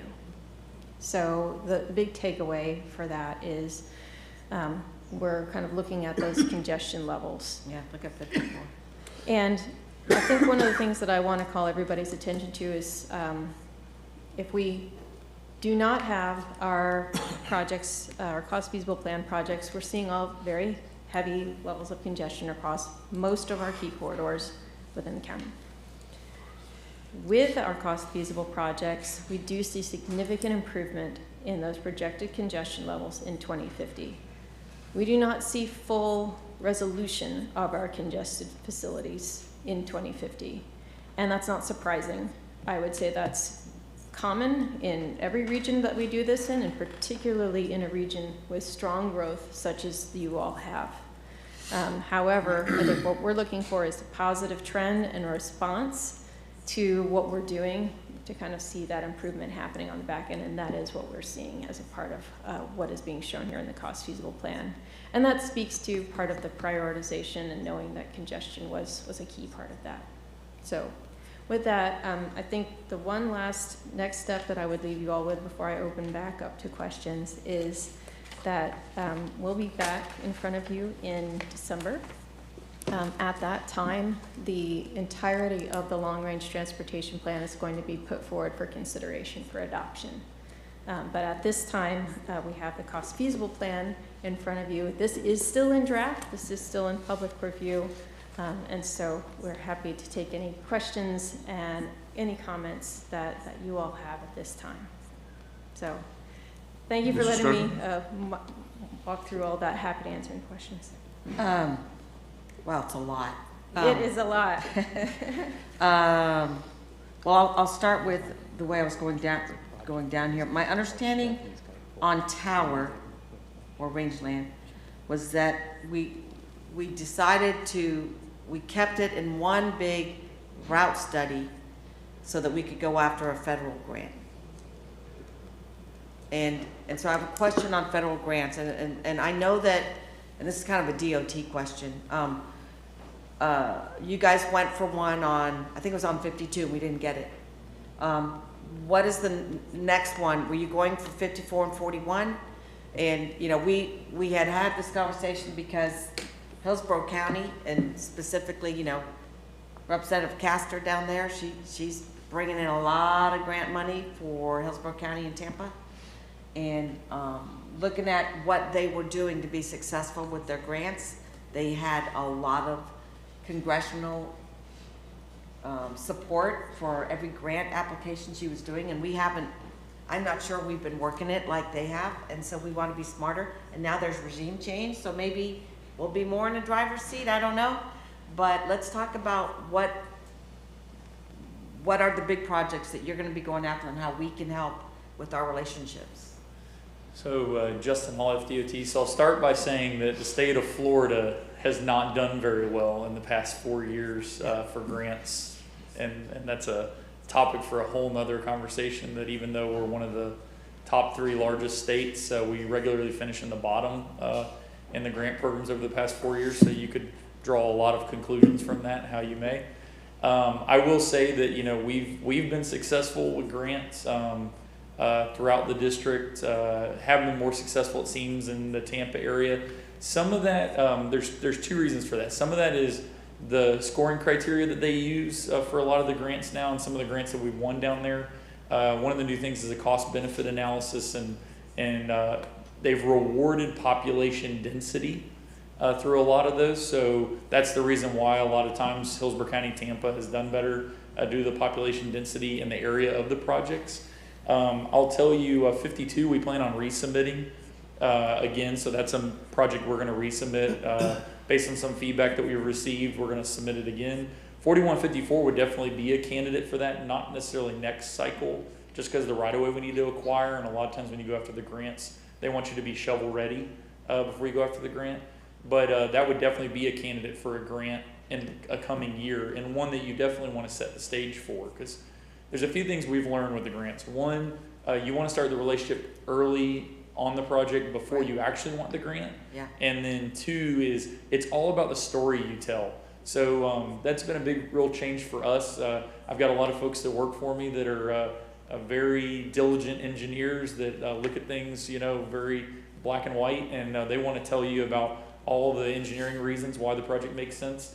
But the reviewers for those grants, none of them are engineers. So you have to write it in a way that they hear the story, understand the story, and why it's important.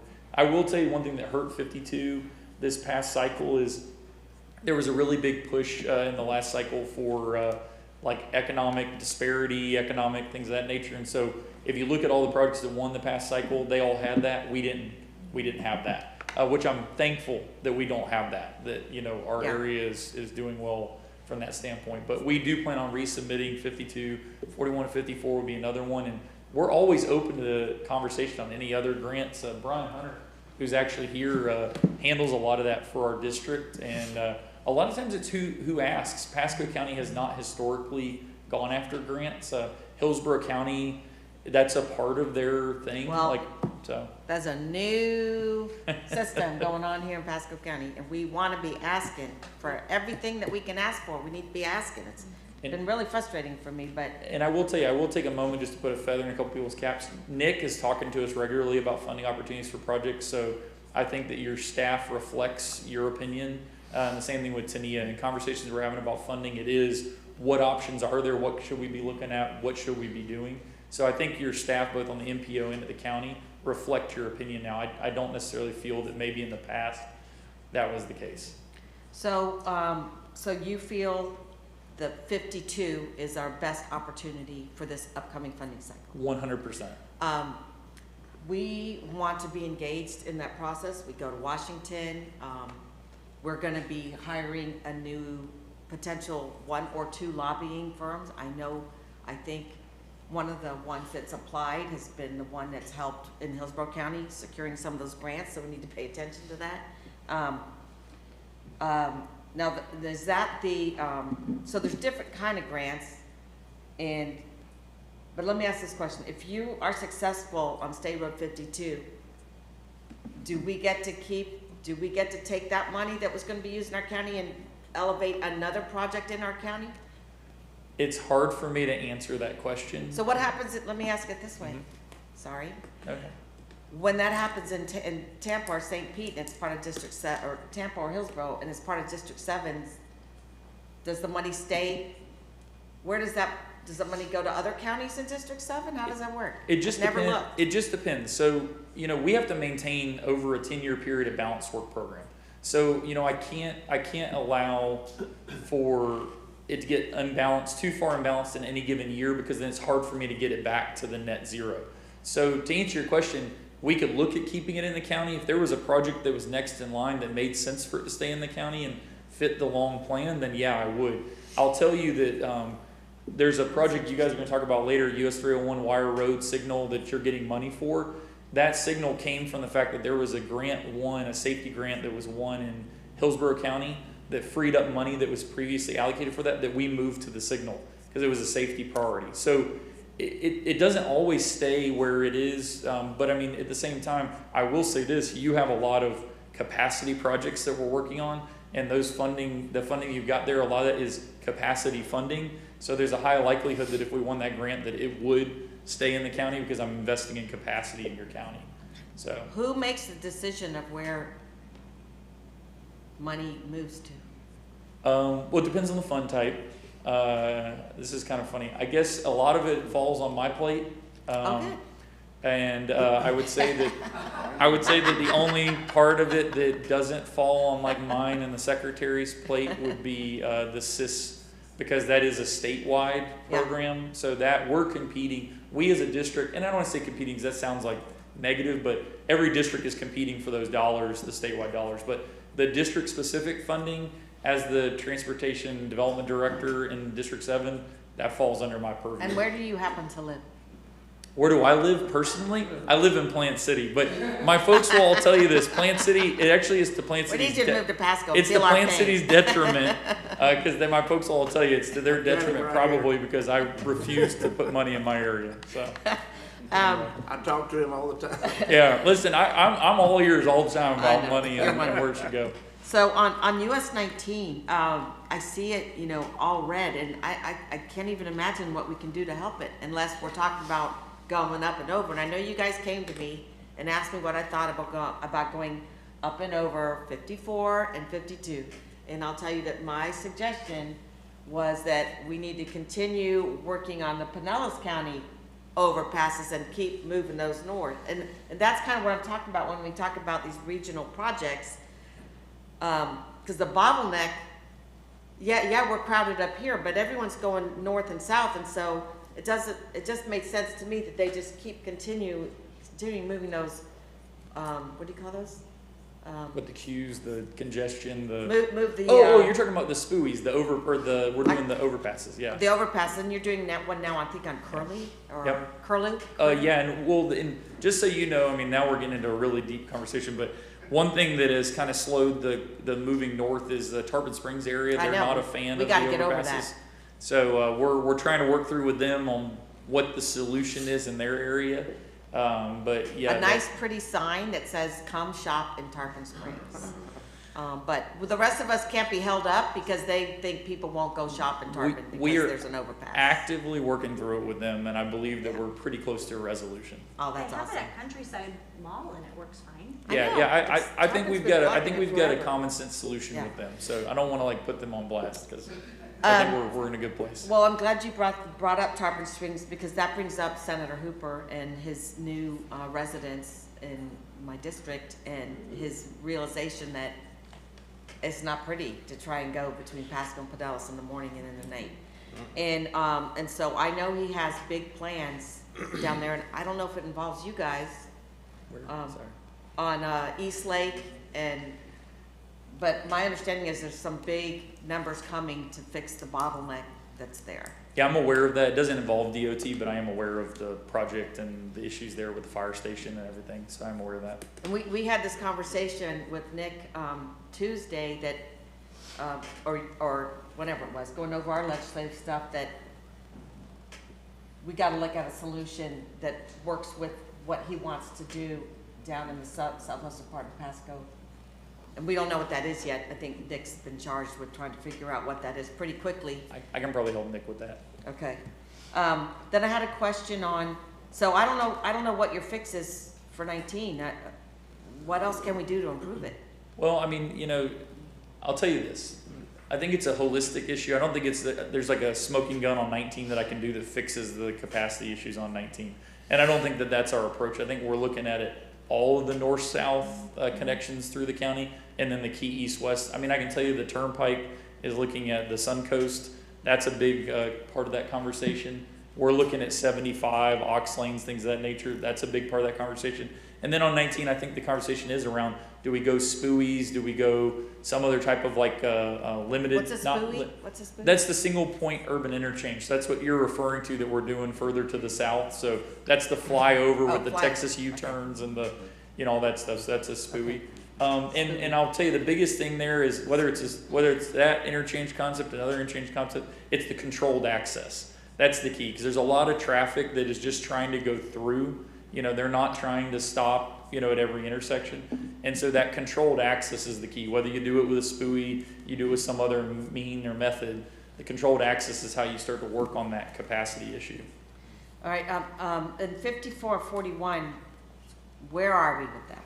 So everybody wants to know. Yeah. So we have that's a good question. So we have a PD&E public hearing coming up. It originally was going to be the end of this month, and I believe now we moved it to December. And the only reason for that is, and just being candid, the materials weren't ready to go. I think.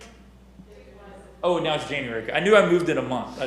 I made the decision. I just couldn't remember which month it was in and where it was going. But anyway, the materials weren't ready to go. I reviewed them. I had some concerns, gave that to the team. They're addressing that. So after the PD&E, we'll roll right into design.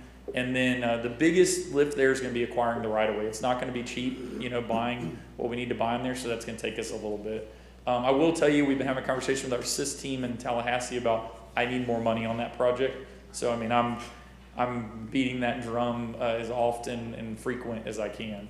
So that is a big focus of ours. That's a big bottleneck. It needs to be fixed. Right. I have just a comment that looking at the Bellamy Brothers project, I didn't see sidewalk or multi-use path on that, so I have a question on that. But my next questions involve you and the turnpike, so I don't know who's going to answer this, but when we had a discussion again about the funding of the bike ped overpass on 54 and the Sun Coast, and I just learned on the drive over here that we signed a contract that we are responsible for any overages and the cost of that design. I okay, I'm gonna hit the hammer again that we gave the money in 2010, or 2018, $10 million. And it's been held up for no reason from us, and now I hear it may be $6 million more than what we planned when we were ready to go, and I wanna break that contract. Well, you and the board are more than welcome to do whatever you'd like to do. I'll say that, this is what I'll say this. We are experiencing cost overruns everywhere. Like, that project is not unique. And I know that Nick probably is kind of like groaning as I'm saying that, because I'm sure the county's dealing with that on the county projects. And so I understand the frustration, I understand your concern. I'll tell you that those costs, those are real. Like, that's the real cost. I mean, that's not, there's no smoke and mirrors there. We just need your help with that one. I mean, I'll be honest with you, I'm trying to help myself keep 52 moving and other projects moving. I mean, we are at a point, and I'll tell you, I think it's the next meeting or the meeting after where we come with the tentative work program. You'll see, I mean, I'm having to move some very big projects around to try and keep my program whole. And so, not saying that I wouldn't try and help you find a way to do that. I'm just saying I'm rubbing nickels together trying to keep the work program moving forward. It's just so not fair to citizens of Pasco that we keep having to pay our own when y'all build everyone else's. Well, I mean, I'll tell you this. I mean, of all the pet overpasses I've been a part of, so Harney Road, State Road 60, all that, those are all being funded locally. Like the Harney Road, Clearwater funded the lion's share of that. I think we contributed a very small amount. But how many of those overpasses in Pinellas did the enhancement funds pay for? I'd have to go and look. Tina said back there. I'd have to go and look. And I mean, I'll tell you this, and on the Suncoast, because we were talking about this earlier, the only overpasses that were built on the Suncoast by Turnpike were when they were actually building the Suncoast. Right. I don't know why they left us out of that. I mean, our road was bigger than their road. Now we're arbitrating history. Yeah, I know. I know. I keep sounding like Commissioner Kemp, going over and over and over. All right, I'll be quiet now. Do we have any more questions? We can keep moving on. Okay. So I'm looking at the plan on page 195. It talks about Hicks Road from Denton to New York Ave. On item number 7, I want you to hang on, just in case. So I'm looking at that number there, and it says there's a right-of-way cost of $3.8 million. Now, I assume that's going to be mostly from the Bolton Avenue north to Denton if they're going to expand that road out. But really, my focus is going to be what's going to be on item 7, on the next one coming up, or a couple of items coming up, where Hicks Road is on the list, and it goes from Bolton Avenue to New York.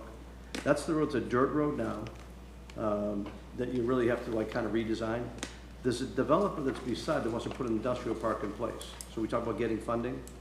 And they're willing to do a land swap with us with the utilities department. We can be very flexible with that. So as far as like cash out of pocket, I don't know if that 3.8 million is the number we should be using or not, because we have enough right away in the other road. Anyway, we don't. But I would like to look at that thing, focus down to going from Bolton to New York Avenue, and get that funded. Because right now you're gonna, in the next item that's gonna be coming up, you've got the P&E that's funded, but I don't think you need the P&E. Really, you just gotta kind of go to design how you're gonna do it, because the developer will give you the land, and we can work with whatever we need. So that would speed up the process, provide us an opportunity, especially right now with the new president in place, to possibly get some economic development money. And from the state, they said if we had the project coming forward and we had it designed out, we could go to the state and possibly get money through the Economic Opportunity Group. Yeah, DEO. So DEO wants to work with us, but we need to change what we're doing here because you're going too far with it. If I get that first segment done, I get it right in the heart of the industrial the compound that's right there that wants to come in. So we can look at modifying that, break it to 2 spots, like you did Ranch Road, break it down, and give me the Bolton, New York part, and we'll follow through in the argument later on. It'll cut the cost way down and make it much more feasible, and possibly put us in a position where you take the same funding where you're going to look at all the other monies, just go put it into designing it, where I can then get it in front of Department of Economic Opportunity and maybe some federal help as well. have a quick question. When your expansion of 52, do you plan on adding sidewalks? Yeah, so the new stretches have a trail on the north side, a multi-use trail on the north side, and then nothing on the south side. Now, we've been having conversations about, you know, can we look at modifying to add a sidewalk to the south, and we'll work on that. And this is history that we've talked about, so this is a difference of past leadership, you know, Pasco County leadership to now, and I mean that like staff leadership, not EOCC. And so there was previous decisions made about, do we do sidewalks on both sides or a multi-use trail on one side and with no sidewalk on the other side? And the decision at that time was made to have a multi-use trail on the north side, no sidewalk on the south side. Is it something that we can discuss where Well, we could add this? Well, so right now, what we're doing right now is we're actually looking at, can we implement a sidewalk on the south side within the design that we have now by modifying? That's what we're trying to figure out right now, the feasibility of that. If the answer is yes, then we come back to you with a conversation of, okay, there's a cost associated with that. I may have to break my projects up even smaller to make it happen. You know, is that what we want to do? Yes or no? Like, that's a decision we would put in front of you, you know, this board. The greatest challenge on the south side, based on the way we designed it with that decision made to put the multi-use trail on the north side, is a lot of our drainage and all is on the south side. So we have open swales, open ditches, huge grade differences between the property owner and where that is to retain the water. So that's what we're trying to work through right now is, can I snake a sidewalk through? Can I modify berms? Can I adjust things to make it work? So we're trying to figure it out. Okay. And just so you know, I mean, those are decisions made before I was in this chair and before you were in your seat. I mean, that. Well, I was sitting here and no one asked me. Yeah, well. So I'm not happy that But that's why, I mean, listen. Someone not a policymaker made that decision. I'm here to have the hard conversations. I will never shy away from a difficult conversation, but that is where we are on the project. So I just want to be sure that you're working well with our engineering department, because we have requested that every developer that's coming in, for some reason besides Metro, to put in their sidewalk as part of their development process. And I know that someone said that that was the agreement that we had with you guys, that we would require the developers to put them in, and for some reason we didn't follow through on our side. Yeah. We're still investigating that, but certainly any new project, and there are a lot of them coming on 41, they all have to put one in. So it may be that we don't need you to put one in everywhere, that it comes along and then it goes back into the developer property and then comes back. So please, I hope you're working with our staff and routing that out. And we have a new person that I hope will catch these mistakes. What's her name? Rebecca. Is she here? She should be. So I work really well with Nick. My staff works really well with Nick and staff. We work really well with the MPO. I would say I'd be surprised if I heard of a project that we're discussing now that we're not discussing pedestrian access on both sides of the road. I'd be really surprised if someone came to me with something we're working on now. A lot of these are planned, implemented, design decisions made, 6 years ago that are now being constructed. Like you've talked about before, the 52, the new alignment was another one that we've talked about in the past, and it's the same thing. It was the same decision making, same group, same everything. They made the decision to go that route, and what are we doing now? We're looking into, Tania was just talking to me that they're going to propose a feasibility study to look at adding trail or sidewalk to the east. So that's the Prospect one that's missing, the one that's missing from Prospect or Curly. So those conversations are actively happening. I mean, we talked about that. She was just talking to me about the feasibility study and that we would partner with them on that. All right, but I think we need to make it really clear that this board doesn't want staff making decisions that we don't have sidewalks. So let me give you a suggestion. So when we were working on US 19 in Pinellas County, the Pinellas County MPO board made a motion, put a policy in place on US 19 that we would put a pedestrian crossing every, was it quarter mile, half mile? Wow. And so when we were working on 19, we did that. We did everything we could do to facilitate what they were proposing. So including punching underpasses under 19 in certain places. So that was a policy they made, and that was one that we respected. I would suggest that maybe staff can make recommendations for a future meeting of what would a policy be like that would you would like for that, whether it be a trail and a sidewalk, whether it's a minimum 6-foot sidewalk on each side with, anyway, just think through what your policy would be and then and put something like that together. Because then you have taken an action as a board for all of us to consider as we're planning, Right. which is the role of this board. I mean, that's definitely within the purview of this board, unless legal throws something at me, but he's not, so we're good. All right. So anyway, that would definitely be in the purview of this board to take an And action it would like help that. you guys too, so then you're not wasting time. Well, and then if anyone does anything contrary to that, you just go back to the policy and go, well, we laid a pretty clear policy out that said this is what we want, So. Hey, I hope the other guy looks worse than you. by Yeah, the so way. it's really funny. I'll say it now just because you brought it up. So I've gotten asked that a lot. So my wife and I went back and forth. So I had a really superficial skin cancer, and they're like, "Do you want us to cut it out?" And I'm like, "Man, it's my face. I don't know if I want you to cut it out." So they're like, "You can use this chemo cream." So I'm doing that. Oh yeah. But I lost it mine. makes you look like. I mean, it does. I mean, I've had all kind of funny stories I've used for it. I was like, "Yeah, I slipped and fell." One was like, "Yeah, I was out." Anyway, That cream's good the stuff. truth is the cream. The I truth lost is the mine, cream. sadly. I have to get some more.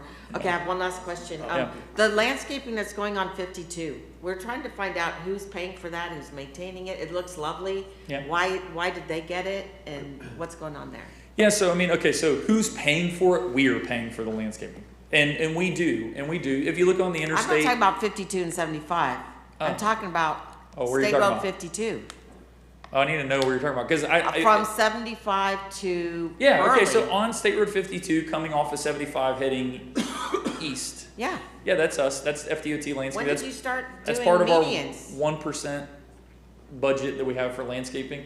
Yeah, this has been a new thing. So when we finish a capacity project like that, we come in and we landscape, and if we can make it work in the median or whatever, and we work with whoever. I'll have to look and see who the specific party is that we're working on that, whether it was directly with the county, whether it was a developer working with us, or whether it's just us on our own fruition doing Because my landscaping. administrator had no idea where that came from. Okay, yeah, I mean, I mean, listen, I was aware of it. I mean, I knew the landscaping was coming there, so I can get the details for you of like where it came from, And who's maintaining it?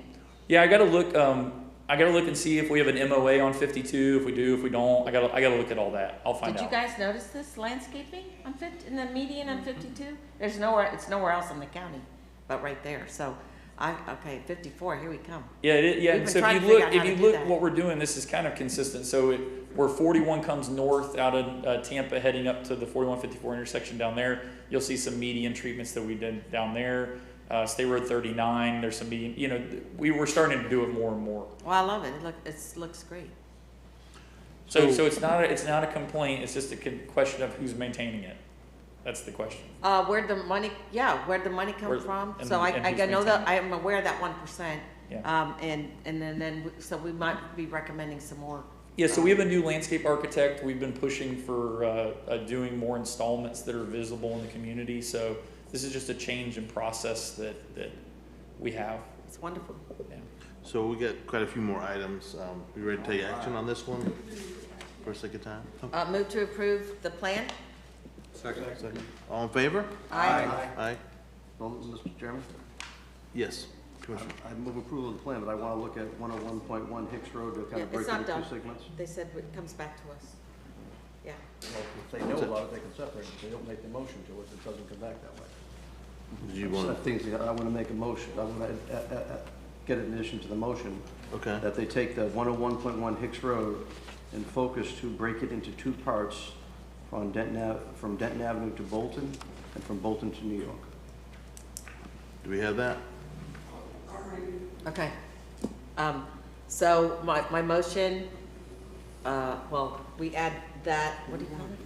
We're not adding, we're just breaking.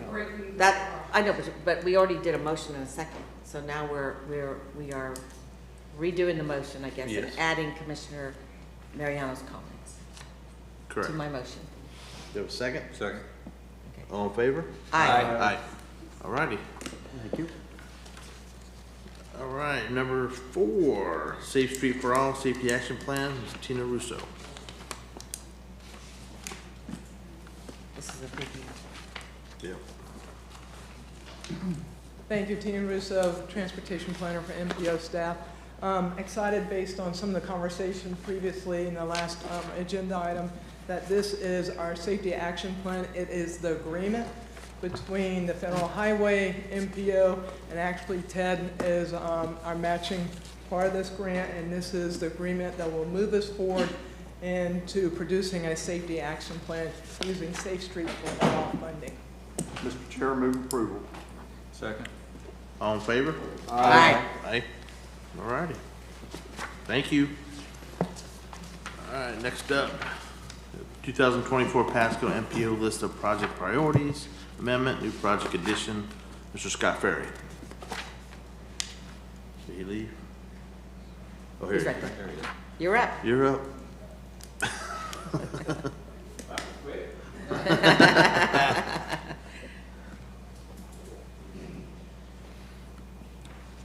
I had to look at my watch to determine whether I needed to say good morning or good afternoon, but since it's now afternoon, I will say good afternoon.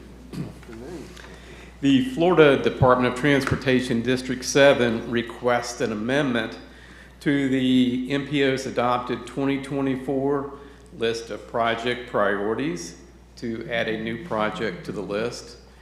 If you recall, this board adopted that list this past June. And the project that they are requesting to add to the list consists of the installation of intersection operational and safety improvements at the intersection of US 301 and Wire Road just north of Zephyr Hills. The improvements consist of the installation of traffic and pedestrian signals, crosswalks, lighting, and other safety features. And the intent of the project is to enhance the intersection's traffic operations and safety. And the requested project is highlighted at the end of the attached project list in your packet. So it was last on the list, but it's jumping to the number one? Because we can get it done. No, ma'am. The list, the project is, as we're placing it on there, since it was, time was not provided to score the project, it is being placed at the end of the current project list. Okay. I can't read that. I can't read that print, but I can see the yellow line. The reason this was put on the list within this year up till 2 days ago had 4 deaths at that intersection. And we had another one just 2 days ago. So it makes 5 within this year. Wow. And that's what I'd ask Justin. Pedestrian or bring car back crashes? this. Well, it's Wow. motorcycles and cars. Okay. They don't mix very well in Pasco, so. But, there's Okay. been 5 deaths this year. I'll move Move approval. to second. All in favor? Aye. Aye. That's one. All right. Thank you. Thank you. Mr. Chairman? Yes, sir. Scott, if I could.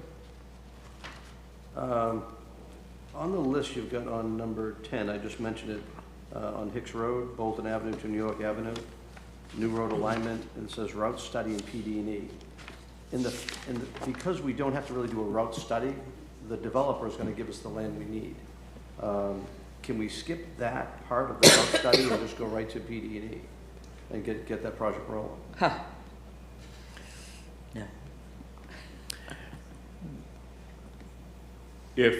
If you're requesting the modifications be made to the list, we'd have to come back and probably revisit that at another meeting. Okay. Well, let's bring it back then. And in the interim, we can then set a meeting up with the developer to get you kind of lined up so you'll see what they're willing to go do, and that'll make it easier for you. Yes, sir. Okay, thank you. You know, on the rangeland route, which is Tower Road, there's only 2 parcels that we have to purchase. One is owned by CSX and one's by some realtor. And we're doing a 2-year route study. The other right-of-ways were donated to us, and the rest of it we own already. And Wheelock, the developer, has some, but they said, just ask for us and we'll give it to you. Just go ahead and ask for us. So it's 2 years and all this money to do this route study. But CSX could be tough.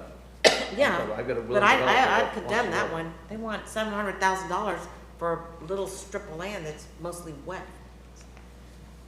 I would take that to companies. All righty. Little teeny tiny space. Next up, we got request from MPO's BPAC member, Dr. Randy Stovall, transfer to the MPO CAC. Ms. Tania Gorman. Is he leaving the BPAC? He's not leaving the well, yes, he's leaving the BPAC for the CAC. I know, but we still have him. He will be at the CAC meeting.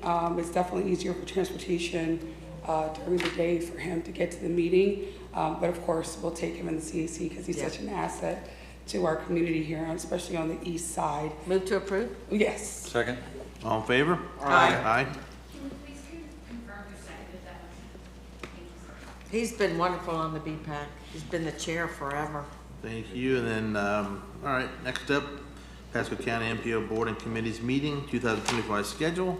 Ms. Tania Gorman. Here is the final schedule for the 2025 Pasco MPO Board and Committees. As requested, we moved the August MPO board meeting to 8/21, and the January 2025 meeting is 1/6, I believe, yes. So those are the final changes. This will be the final schedule. This is what will be sent out to everyone once this meeting has concluded. Looking for a motion to approve. Move to approve? Second. All in favor? Aye. All right. All right, awesome. Thank you, thank you. Do we have any updates from Go Pasco?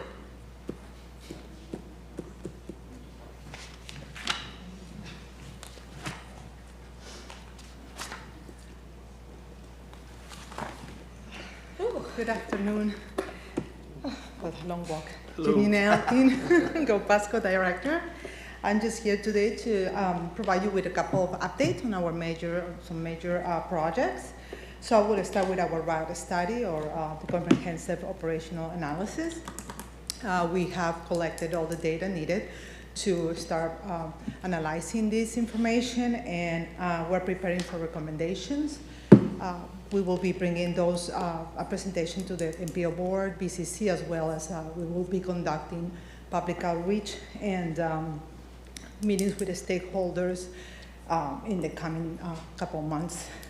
I'm sorry, I just out of breath, just walking. With that, we also are identifying our needs that we have for the current routes. Some realignments that we will have to do, as well as addressing the traffic congestions and the growth in the county. So some routes will be, again, realigned, and times will change in order to be more efficient and productive out there. We hope with that we will increase ridership. The fiscal year 24, we ended up with 654,633 riders or trips. So that's an increase of 2.3% from last year. So we hope as we move forward, this will increase. We are gonna start also our TDP, which is a Transportation Development Plan, and that's what we will be looking at future expansion and funding opportunities. We also working on our ITS, which is our Intelligent Transportation System. This is a collection of data that will help us for real-time information and voice annunciators. And this is on track, and we hope to launch in spring of 2025.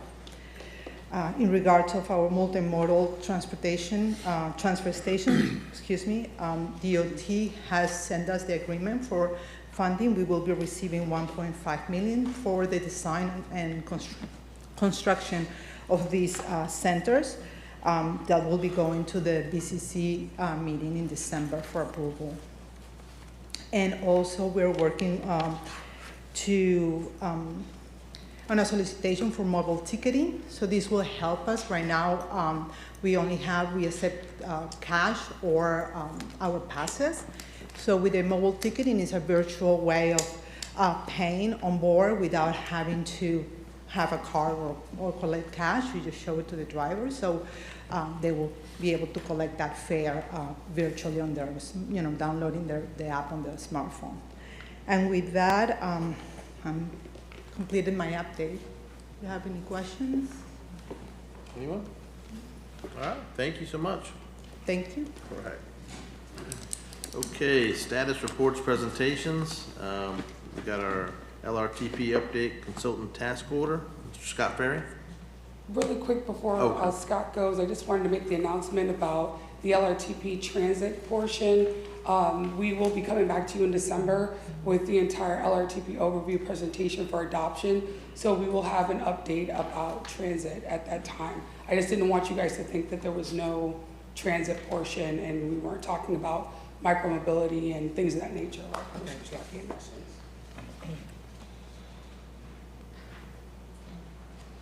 These next two items I'm presenting just simply by way of information. The MPO executed a task work order with Kimley Horn and Associates to perform additional work to complete the MPO's 2050 Long-Range Transportation Plan update. The total amount of the task order is $38,095, and the task order will expire at the end of the current calendar year. And the second task order that I wish to share with you is a task order that the MPO recently issued for a development of a countywide freight plan. Recognizing the importance of a healthy transportation planning system, especially in light of all the commercial industrial growth that's occurring and will occur in the county, the MPO staff is initiating the development of a countywide freight transportation plan. And this plan will analyze the conditions, the operation, and the performance of the county freight transportation system, along with performing a review of existing freight transportation policies and regulations. Most importantly, the plan will identify and document freight system needs and deficiencies, and additionally, outreach and engagement will be conducted with regional freight, economic development, and planning officials. The objectives of the freight plan are threefold. Number one, to improve operating efficiency and performance of the county's freight transportation network. Secondly, to improve accessibility and connectivity of the freight network. And third, to enhance economic development opportunities and strengthen the county's economy. The plan will be developed in 2 phases across 2 fiscal years. And the MPO has executed the task order with Alfred Benesch and Company to develop phase 1 of this plan. Phase 1 will perform an inventory of existing freight movement and infrastructure. It will review existing freight plans and ordinances. It will conduct stakeholder outreach and engagement, and it will perform technical analysis of freight movement data. The cost of the task order is $98,925. The duration of phase 1 of the plan is 8 months, and this task order expires on June 30th of 2025. Once this first phase is complete, the MPO staff will task Benesch with developing phase 2 of the freight plan. Are there any questions or comments? Anyone? I think this is a first since I've been here. Have we ever done a freight plan? No, ma'am. Yeah. You're correct, and we are excited about it. Yeah. That's a good So idea. I would move to approve. Second. Well, this is just for informational This is purposes. just by way of information. Okay, Just a great. presentation. Yep. That'll Thank be good you. for our business efforts. Yeah. Bring it Yes, in it's here. very timely, and I think it will prove to be very beneficial Yeah, for the love community. it. Awesome. Thank you, sir. Thank you. All right, we have micro-mobility traffic count strategic plan. Ms. Tina Russo.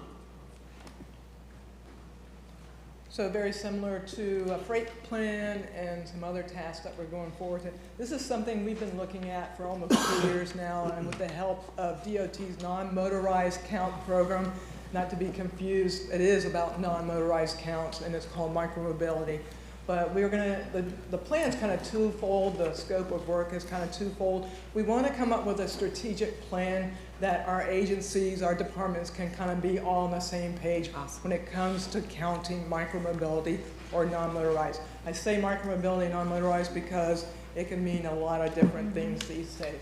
So we're mainly gonna come up with a plan that we can all use.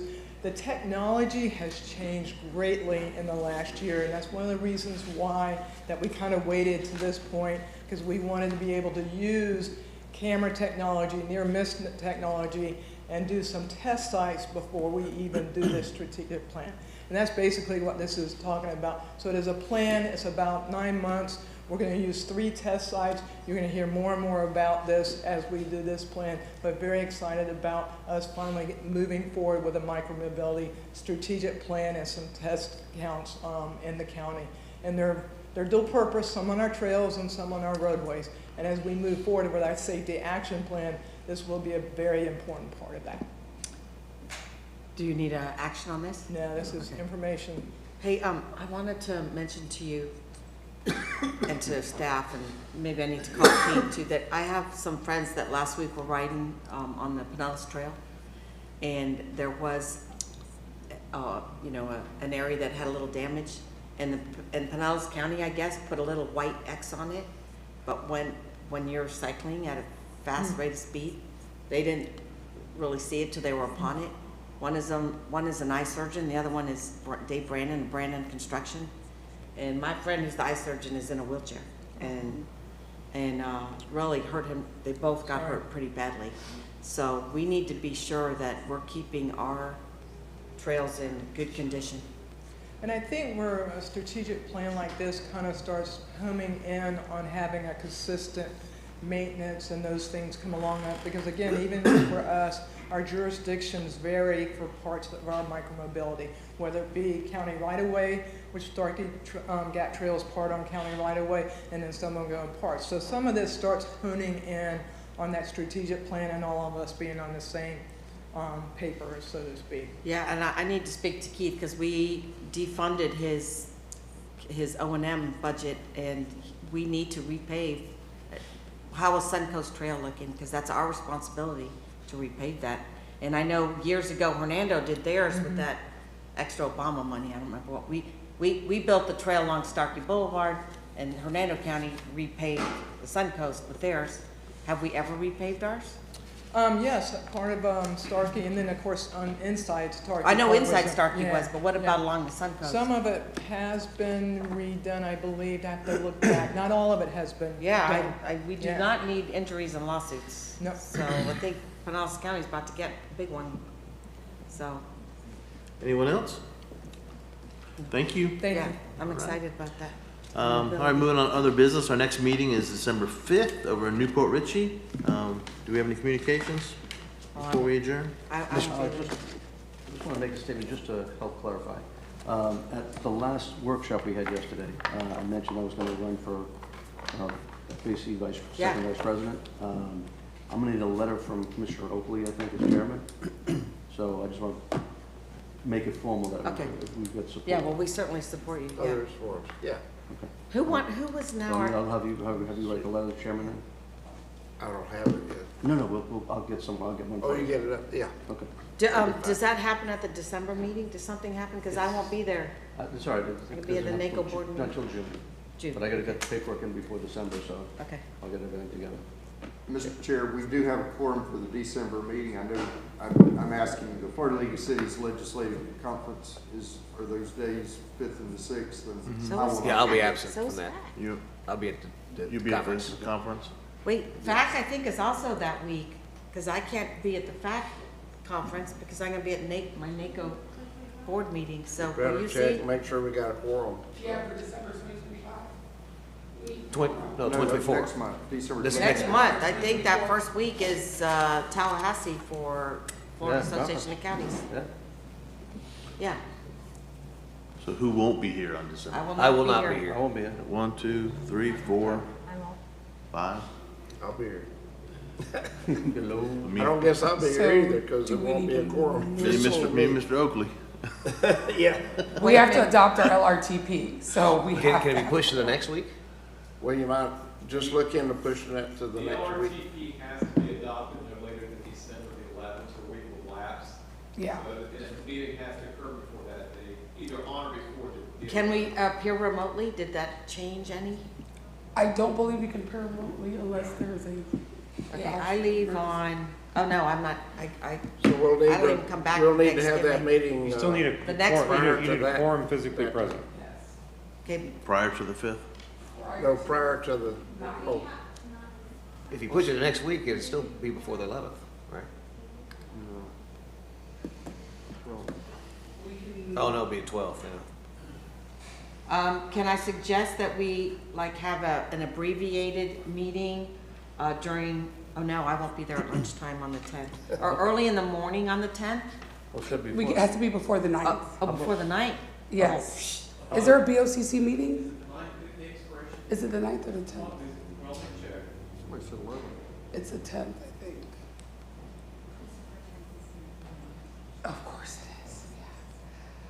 So we have to do it on the 9th? Is there what's the next BOCC meeting in The December? 10th. Is it the 10th? So she'll have a 9 o'clock meeting, on the 10th? So it can happen on the 10th? I think we He's may be checking able to right have a quorum without Scott having to come over.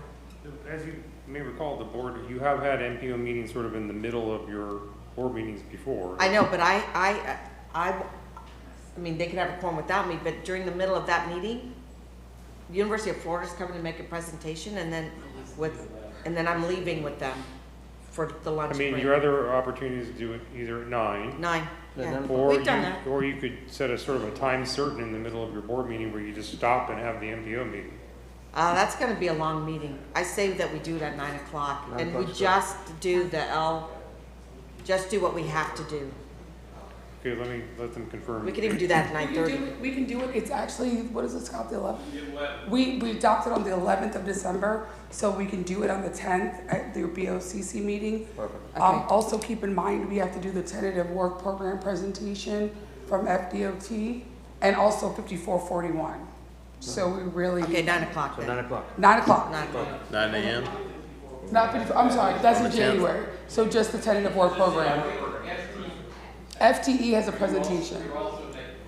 Yes, and FTE is making a presentation. so it's 9 o'clock then. before. 9 a.m. on Tuesday the 10th. Newport Richie? Yeah, Newport. Do we need a And motion? Newport Richie's the board of it. Okay, we'll Do we work out need the a motion details. for that? Yes, please make a We'll motion make to a change the motion that date. we change the date to December 10th at 9 a.m. in Newport Richie. Yep, Second. All in favor? Aye. All right. thank you guys. Perfect, quick pickup. Mr. Chair, if I could, I got a couple things if I could. I know it's late, but the city voted on Tuesday to move forward on our Grand Boulevard project ourselves. Oh, nice. And so that's number 6 on the unfunded list, so we can take that off MPO. We're going to go for that ourselves. That being said, we've also met with Catches, probably for the Dakota River Underpass, and so we'd like to obviously see that get moved up. We also just recently approved first reading, an increase in density for that waterfront area. We're created a new sub-area. We're going to do, it went from 18 to 40 units per acre. Obviously, first reading's got to go to the state for approval. So that's going to unlock some transformational things to come down the pike. That's So great. Yeah. a lot of stuff going on. So we'd like to see that underpass obviously get moved up. So And I think the city is buying that hotel. they are. Things are moving in that area. Yeah, it's gonna look nice. What's it called? The Riverside Inn? Riverside Inn. Yeah. And then one more thing. I don't know if this is the venue to do that or not, but did we do anything with the speed limits on the roads at all? Is that? Well, it depends on if it's a state road or. So it's very odd on where Congress meets Ridge. There's a very small section of, probably from here to the Florida Cracker, but it's 45 there. All the rest of it's 35. And given the golf cart situation and that definitely prevents golf carts from being on there. I don't know if there's a way to get that changed from 45 down to 35 so it's consistent. I know we're running out of time. Good afternoon, Nick Uren, County Engineer. Let's talk afterwards. It's a county facility, and we can investigate that for you. Okay, thanks. That's all I got. Okay, we adjourn? We're good, yeah. Motion to adjourn? Motion to adjourn. All right. Thank you.